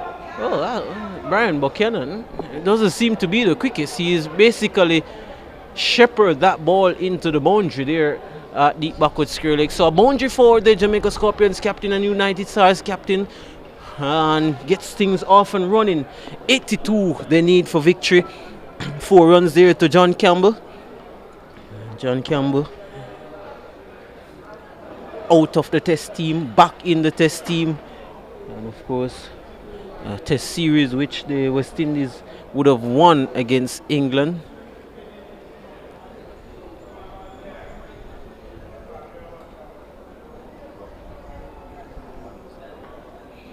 Here is Krishmar Santoki. That's a good delivery right up there, and dugged out by Campbell. Campbell goes through for a single, and with that single he moves to 5.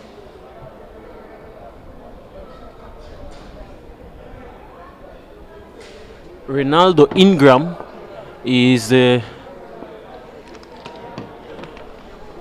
batsman who is partnering John Campbell at the top of the order. Ronaldo Ingram, number 13 on his back. Santoki always get early wickets. Let's see if he can get a few here. Down the leg side, signal a wide. Santoki just signaling to the umpire that, hey, maybe there was a clip on the pad of the batsman. No, umpire not having any of that. And the 2 fielders out is a deep backward square leg, long on the boundary. Mid wicket is inside the circle, so is short fine leg on the leg side. Ronaldo Ingram pushing that one. They go through for a quick single. That's it. Good cricket shown from the Stars. If they can't get the boundary, they're going to get the singles. Good, aggressive, intent cricket from them. And I think really and truly now that threat of rain has gone. And it's good to see that we're going to have a full finish here at Sabina Park.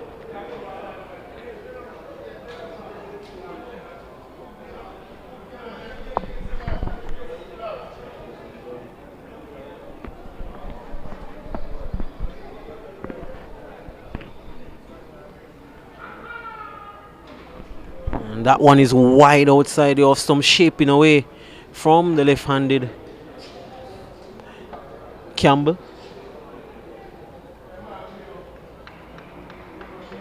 And the field for Santoki, a short third man point, cover point, cover, long off, mid on, square leg, short fine leg.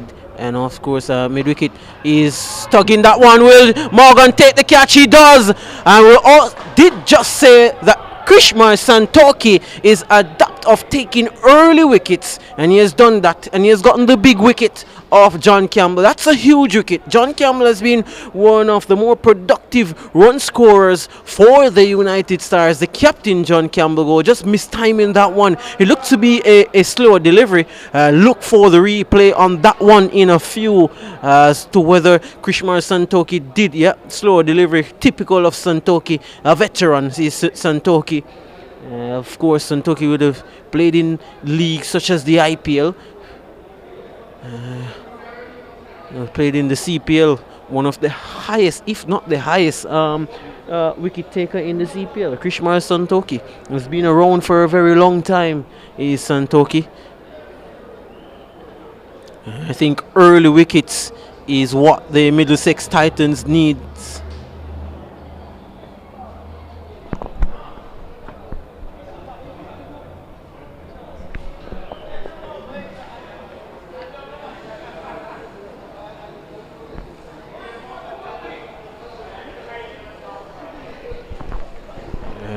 Ingram is going to take strike. Can Santoki get another one? Mistiming that one. Trying to hit the ball too hard on that occasion is Ingram. I think he would be better suited presenting the full face of the bat. He has to ensure that he's playing in straight lines when you're batting to Santoki, who moves the ball around. Santoki, experienced campaigner is Krishmar Santoki. Here he is to Ingram, and he's pushing that one. There's a chance. No, they won't go through for a run. Good over from Krishmar Santoki.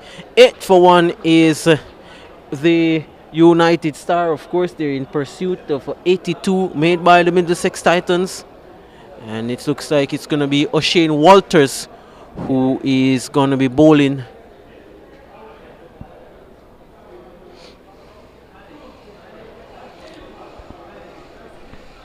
Walters, who came belatedly in that batting innings of the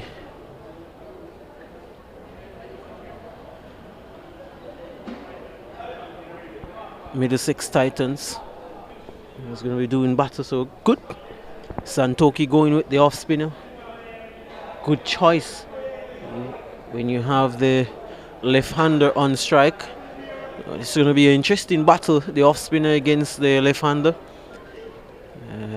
So far we see a ring of fielders on the offside, and of course a deep mid-wicket, long on in place. Deep mid-wicket and long on, the two fielders patrolling the boundaries.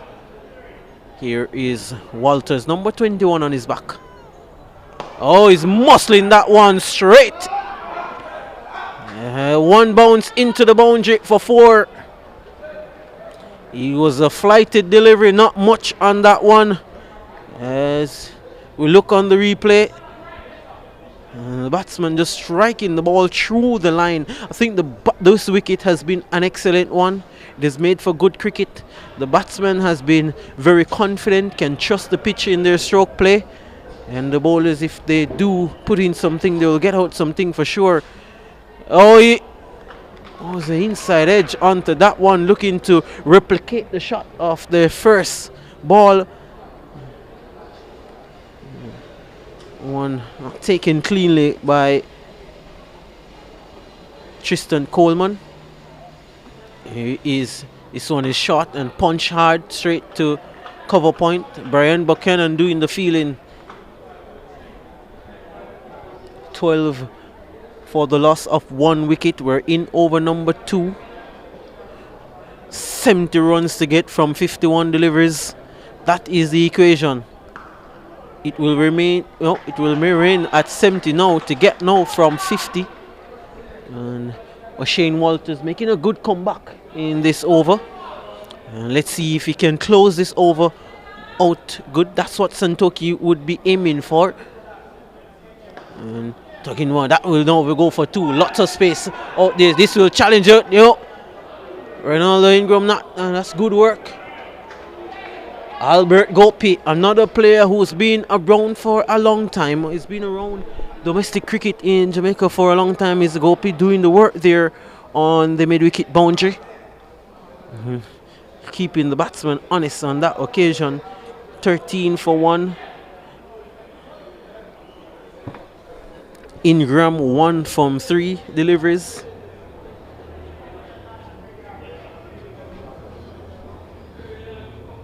So Walters now looking to put the screws on run scoring. Oh, there's an outside edge. The fielder takes it. And that looks to be Morgan, who takes his second catch of this inning. And O'Shane Walters, well, they're chipping away is the Middlesex Titans. That's another timely wicket. It was outside the off stump. It was in the slot, but execution was needed. The feet not in the position to play that shot, and tossed it up, inviting the drive, and in the end just the outer portion of the bat and an easy catch for Morgan. So that was a good over from Walters. Now they need another good over from somewhere. Somebody has to come along and back up the efforts of Santoki and Walters, and I think Brian Buchanan is going to be entrusted with that task of bowling the third over.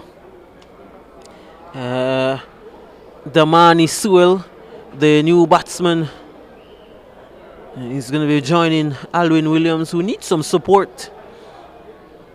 Williams has been very good for United Stars in this tournament.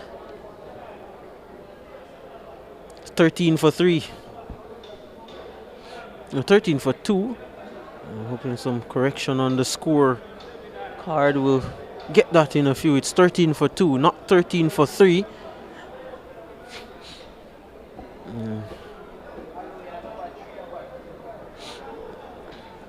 Williams, number 10 on his back. Brian Buchanan. And to do what? Again, it's 13 for 2 and not 13 for 3. Here is this one rattling. Williams on the pad is Buchanan. Buchanan, of course, would have played for the Jamaica senior team before.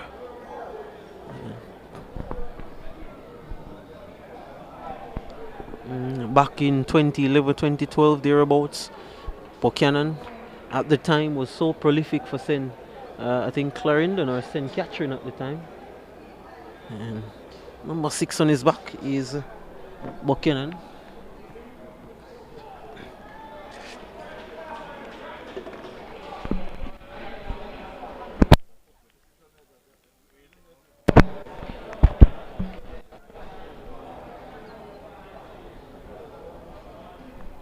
So the correction has been made, 13 for 2. 2.2 overs have been bowled. Turning that one down to fine leg. Errol Thomas is in the way.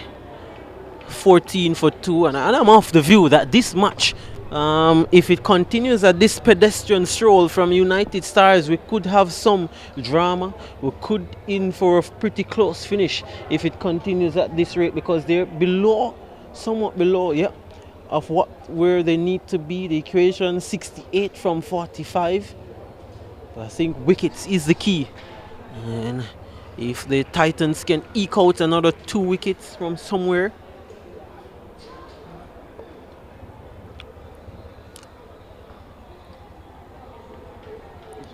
Oh, a magnificent delivery. Does the trick. That's a peach of a delivery from Brian Buchanan.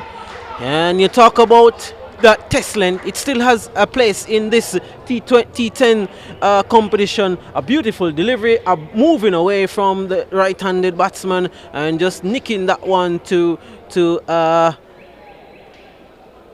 Tristan Coleman. Looking at that again, playing away from his body is Sewell. And another wicket. It's now 14 for 3.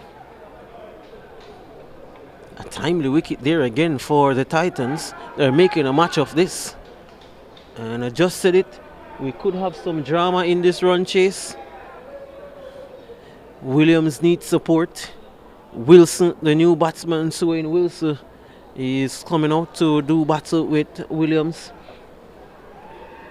It was a good delivery from Brian Buchanan. He's such pleased with that one. Looking at the replay again. Short of a length, back of a length, a little bit of outward movement, and just nibbling at that one, nibbling with too much danger. Sewell gets the outer portion of the bat. Tristan Coleman was elated. Of course, Tristan Coleman, a former under 19 West Indies representative, would have played for them. And another player looking to make the transitions. As of so many of them,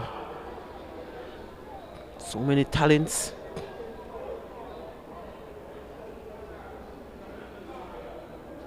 Looking at that delivery again, a very good delivery from Buchanan. Can he replicate one of that delivery to Wilson? Outside portion, slashing on that one is Lewis. A bit late on that one.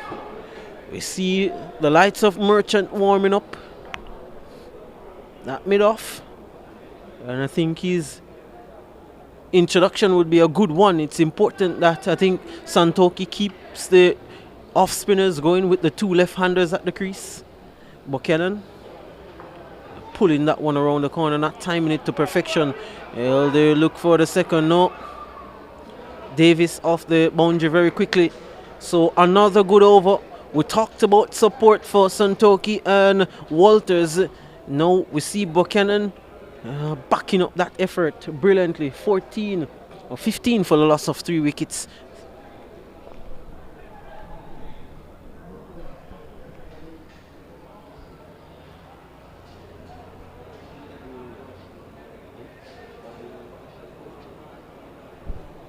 Not sure I am of the view that I would have bowled Jamie Merchant here. I mean, Jamie Merchant is going to be doing the same thing as what O'Shane Walters was doing. Walters got the wicket. I think it was a prime opportunity to sneak in another over from Walters. Ensure you get that over out the way while the opposition is under some pressure. And then you will still have that full complement of 2 overs from Merchant to bowl to the back end. So a bit in different thoughts. Santoki has different ideas, but I'm definitely of the view that I would have bowled O'Shane Walters for one more. He delivered a very good over. He got the wicket. He got the wicket of, I think it was Ingram. As here's Merchant. Will be backing up, looking to back up the efforts. Dabbing that one to shorter. They go through for a single. And I think the Titans, they won't mind the singles. I think the boundaries is what they're more worried about. 16 for 3. Of course, the target that you're in pursuit of is 82. 66 to get from 41. We haven't really seen a close game yet. And I think this one probably shaping up to be one. Let's see. I think the one we came to a closer game was the Titans. It was Merchant who played in that game. And beautiful work there, putting his body on the line there. He is assured and Allen had extra cover, taking a hit for the team. Feeling coach will tell you that on some occasions that you have to take a few. Shouts of nothing free. Let's see. Merchant. Flighted delivery. Williams not able to get onto that one. He was probably looking to hit to the left or right of Allen, probably looking to pierce that extra cover gap. Big gap down there.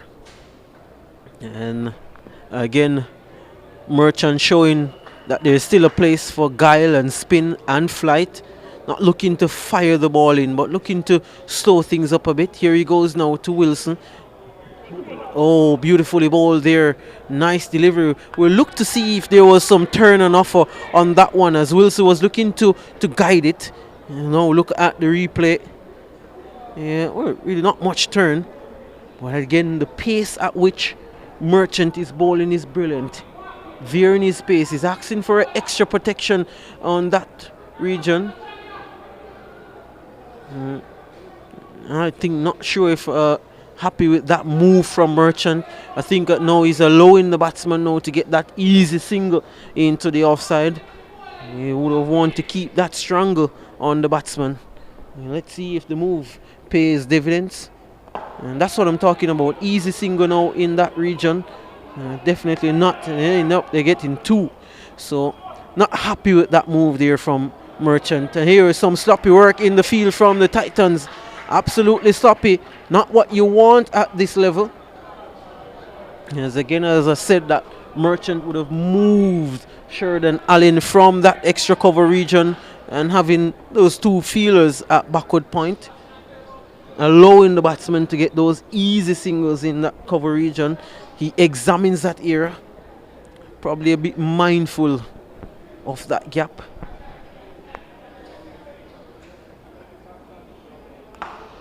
And there you go again, he's stroking that one. So again, it's making mention of probably he needs to get those with the length that he's bowling. Merchant should probably lay the guys more in front of square, in front the bat, and not on the cut, not on that square cut where they are at now. And in the end, a tidy over though.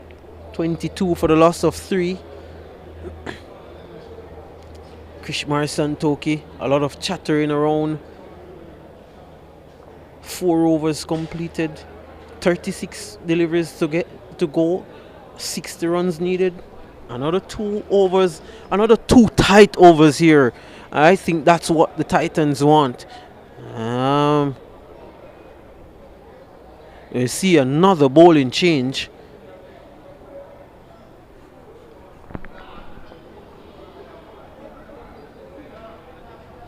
Number 10. I think Siobhan Grant. And again, out of persist with the off spinner to the left-handed, to the 2 left-handed batsmen. So some indifferent decisions made by Santoki so far. It's the left-hander. Oh, that's a loud shot. Oh, well, here I am talking, but at the end it's Krishmar Santoki who has the last say, and his fielding settings has been good. His bowling changes are paying dividends. He could care less as to what I have to say, but again, Siobhan Grant, he has come into the attack. He has taken the wicket, and the Titans, as I said, if they can bowl these next 2 overs for as probably under another 15 runs and keep chipping away like they are now, I am thinking that this is going to be a very interesting run chase. 22 for 4. A dangerous player comes to the crease, Anthony Walters, and I think this partnership has to be the partnership for the United Stars. I think unite the Titans. If they can get one of these 2 players out, you definitely think that we have a match on our hands here. Well, Krishmar Santoki, all the changes he's made has turned to goal, and he knows the team, and of course we've seen that these teams are made up of more than 1 parishes, more than 1 clubs. The Middlesex Titans made up mostly of the Clarendon players and Manchester players, and a lot of them would have played together a lot. Krishmar Santoki would have played for Manchester before, when also Clarendon, so he'll be very much aware of what resources he has up his sleeves, more than me, who is here talking as to what bowling change he should make. But Grant now has Walters to deal with. Walters has been good in this tournament. Walters chopping that one to backward. Oh, I'll get home easy in the end. So Walters is off and running 23 for the loss of 4 wickets. The equation now 60 to get from 34 deliveries.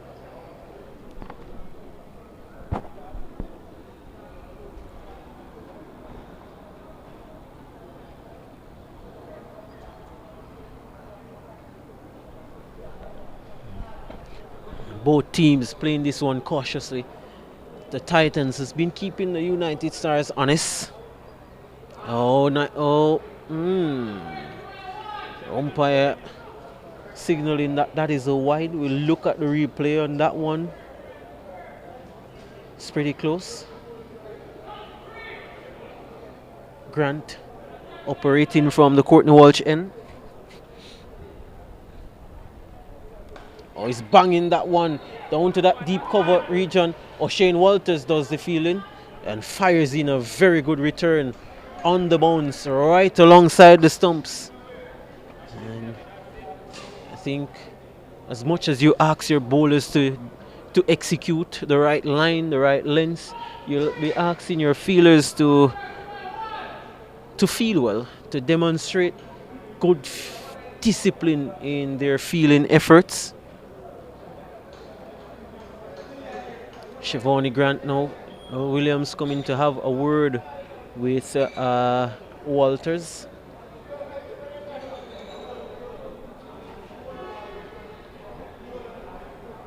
One wonders what that advice would be. Here is Grant. Banging that one straight to point. There's a chance for a run out at the non-striker's end, and a direct hit would have definitely have him. And they will come back for the second run. Well, that was close. And look at the replay in a few. If a direct hit would have him. Ball was short. It was cut to point. There it was the straw at the non-striker. Then that would have been very close. Grant. He's going to be bowling to Walters. Cutting that straight to point again. This time Williams says, no, we're not going to risk it. This is an important partnership. We don't want to give it away. We hold the key for our team to get across the line. Required run rate, 10 runs per over, 10 and a half runs per over. 55 they need from 31. Here is Grant. And looking to hike that one. There's a chance here for a run out at the Walters is very quick. I saw him in the SDC cricket competition. He's quick. He's absolutely lightning quick across the turf. And at the end of the over there, so 5 overs have been completed. The total 28 for the loss of 4 wickets. 54 to get from 30. Oh, this is coming down. And of course, Santoki has 1. Walters has 1. Merchant has 1. You don't want to leave yourself too much to do at the end. Santoki playing this very well at the moment. Experienced campaigner. As I said, Krishma Santoki has been around for an eternity.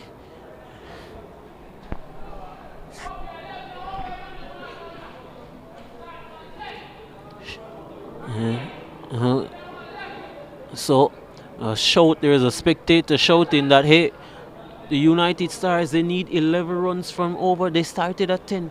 A lot of intelligent spectators here in the stands at Sabina Park. Errol Thomas, his efforts with the bat was pretty poor. He struck the ball at around 70 runs, a strike rate of 70. I'm thinking that he would be looking to ensure that his bowling efforts is of more quality to the team, more importance. Here is Thomas, left arm orthodox, banging this one, and they will only get 1 down to deep cover. Walters moves to 4. The total now moves to 29 for the loss of 4 wickets. They need another 54 from 29 deliveries. We have a match.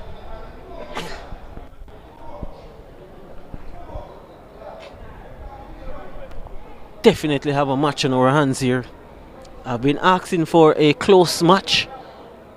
Nail bite, one going down probably to the last ball or something like that.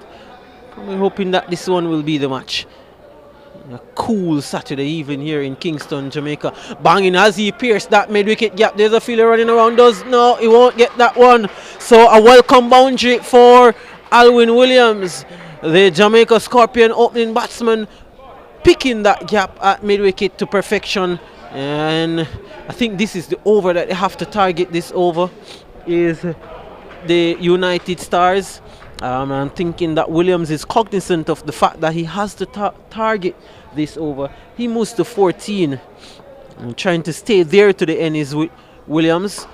Banging this one straight this time. Merchant settles and does the feeling. 1 they will get.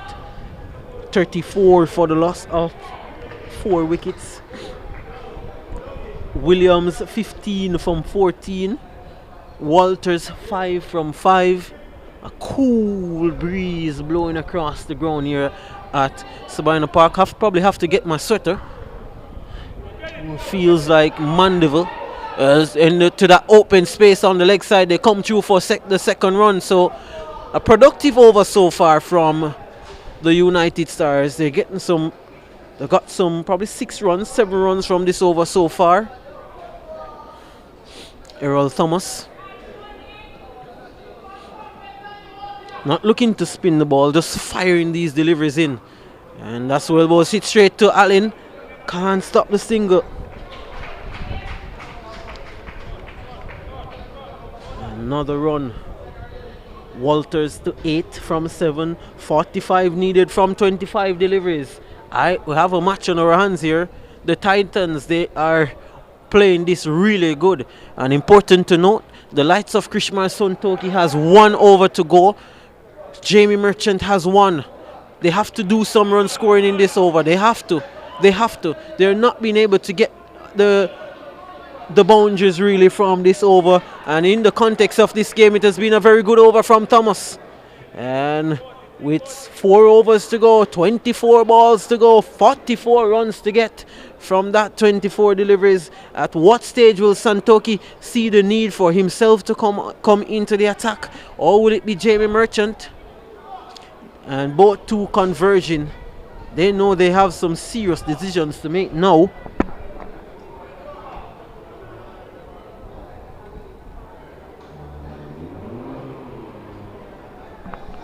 Grant is going to continue. Of course, Grant, he got the wicket in his first over. Now the field for Grant is a deep backward square leg, a deep mid wicket, a long off, a long on, a deep extra cover, and two fielders in that point region and a short third. Oh, that one is peeled out. There is O'Shane Walters. He's in business. He circles around and takes a magnificent catch. He was swirling around. Is O'Shane Walters. In the end, he takes a really good catch, and Shevani Grant gets his second and an important wicket, the big wicket of Alwyn Williams. And in this context of the game and the equation now, Alwyn Williams at a huge wicket. That's a massive point in this game and this run chase. Who will it be? Walters, he's still there. He's a massive player. I've seen him in the STC competition, striking the ball to all parts of the ground. As the Middlesex Titans, they converge, taking some words from the experienced Krishmar Santoki. I think he has captained well so far. All of his changes that he has made has paid dividends. Everything he has touched has turned to goal is Santoki.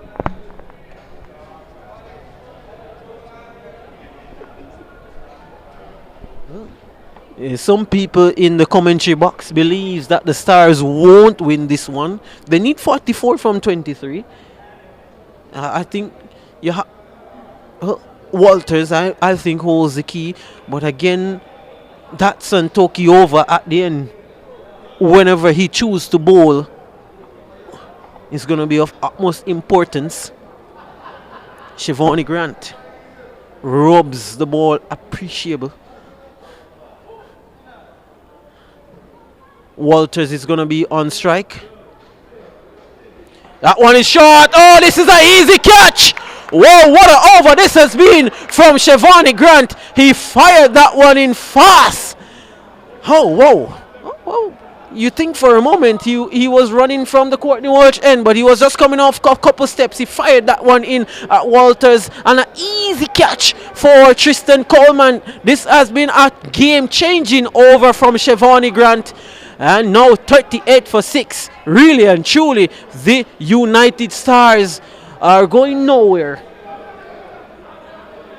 Look at that replay again. It was fired in quickly. It took Anthony Walters by surprise.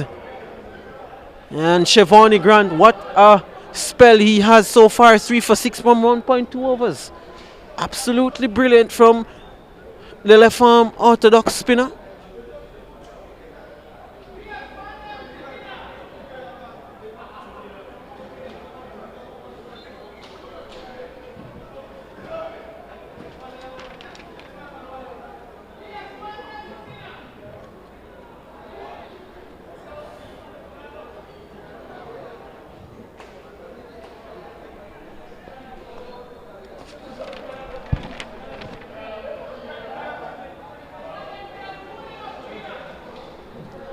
Get the name of the new batsman in a few. Who's pushing that one to short third? Oh no, sloppy work there from the fielder at short third man, Sheridan Allen. I think Lloyd Gould is the new batsman. So with those two runs, the total now moves to 40 for the loss of 6 wickets. The required rate is 12. They need 42 from 21 deliveries.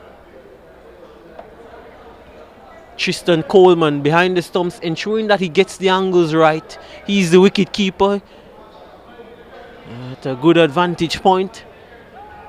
Gould is going to face up to the impressive Grant. He's turning this one on the onside for a single. That won't help. When you need 12 runs and over, that won't help. Grant in compiling what has been an excellent spell. 3 overs for 8 runs. Total 41 for 6. Walters, the latest batsman there to dismiss. with the batsman now who is going to be facing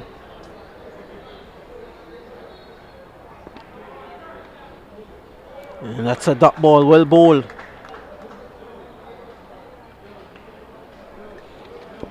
Of course, made that correction that it was not Gould who was facing that ball. Oh, that's it in the air. That's going. That's gone. That's there. Oh, the fielder circles and takes a nice catch. O'Shane Walters takes his second. A very good fielder on the deep is O'Shane Walters, and the strangle, the hole continues under the United Stars innings. And I think if you're betting, I'll tell you to place your bet on the Middlesex Titans. Definitely place your bet there, because I think you can say safely at this moment that they have a firm grip on this contest is the Middlesex Titans. They've bowled really well, they've fielded well, they've catched well, and now it looks like it's going to be Merchant who is going to take up the attack. Well, I asked for a close game, but it's not going to be a close game as the rain from nowhere is with us, interestingly.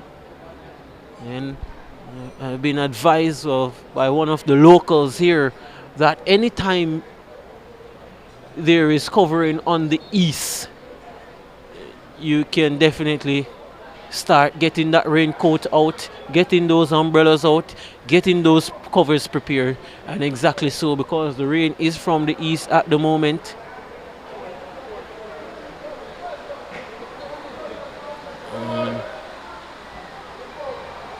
And at this point,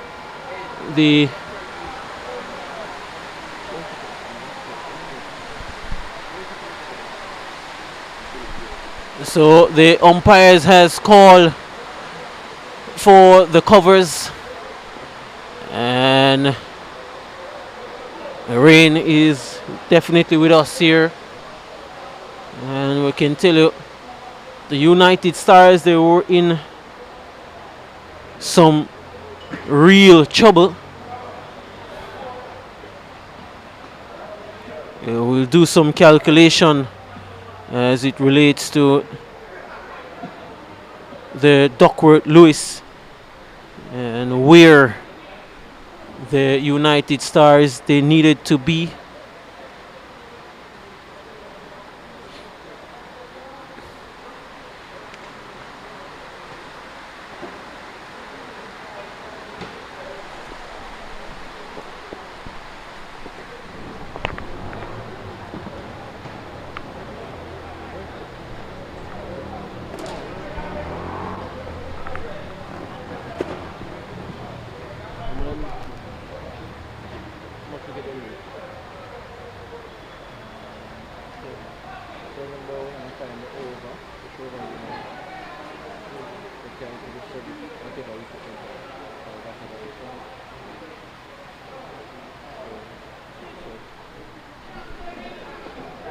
So the United Stars, they're well behind. They would have needed to be at 63 at this stage, and they're well behind that.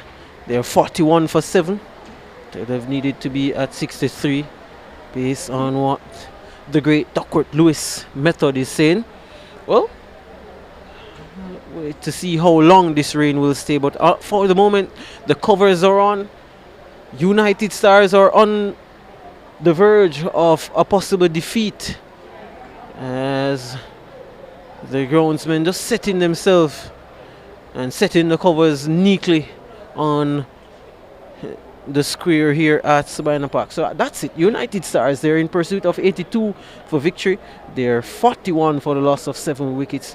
Definitely some 22 runs behind of where they need to be at this stage is the United Stars. We'll be back after what I hope will be a short stay of the rain.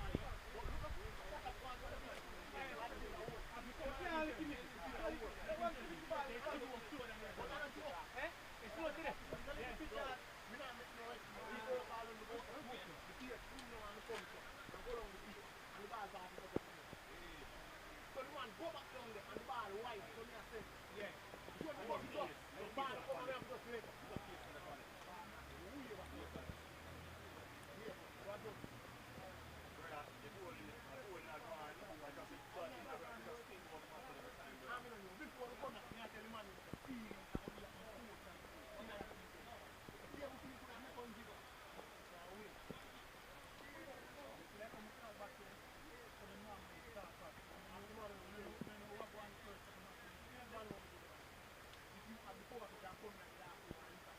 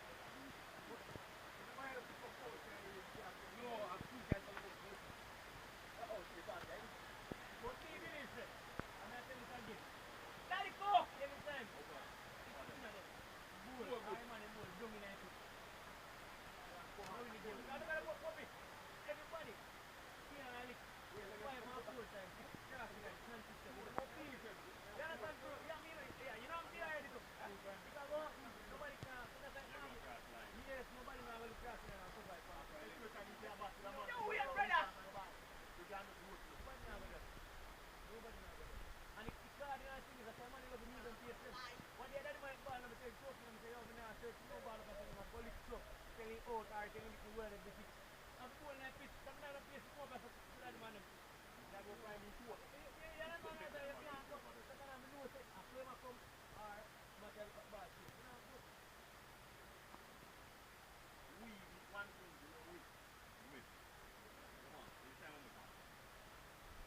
Everybody fight to make one.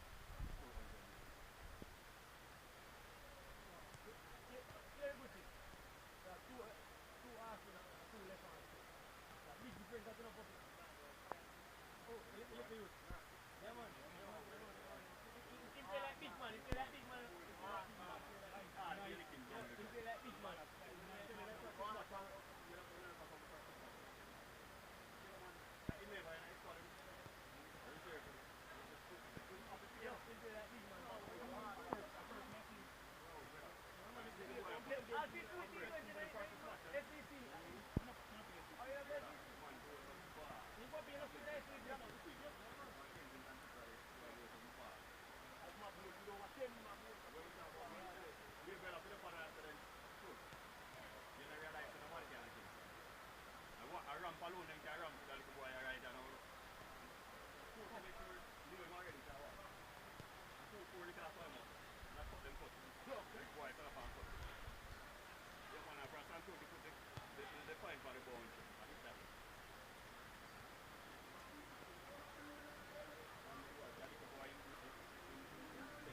Is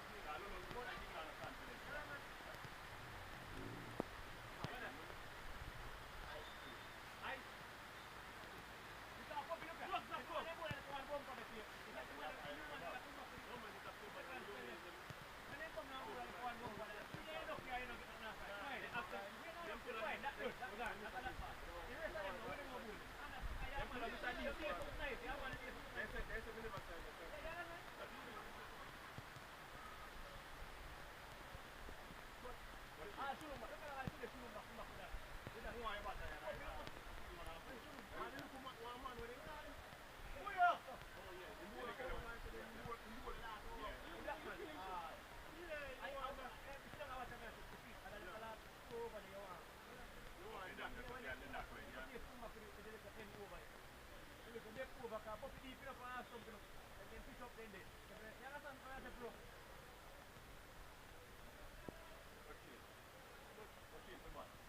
But that's true, we don't really get that kick.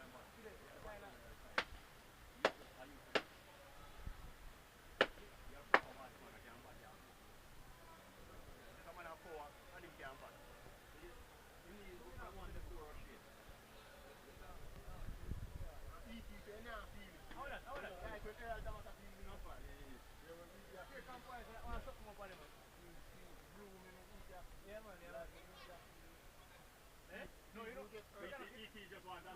You know what E.T. now feel? You know what E.T. now feel? My plan is to ball straight. And E.T. can play queer too.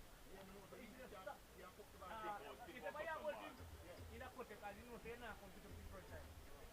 You know, that's an E.T. them play my team.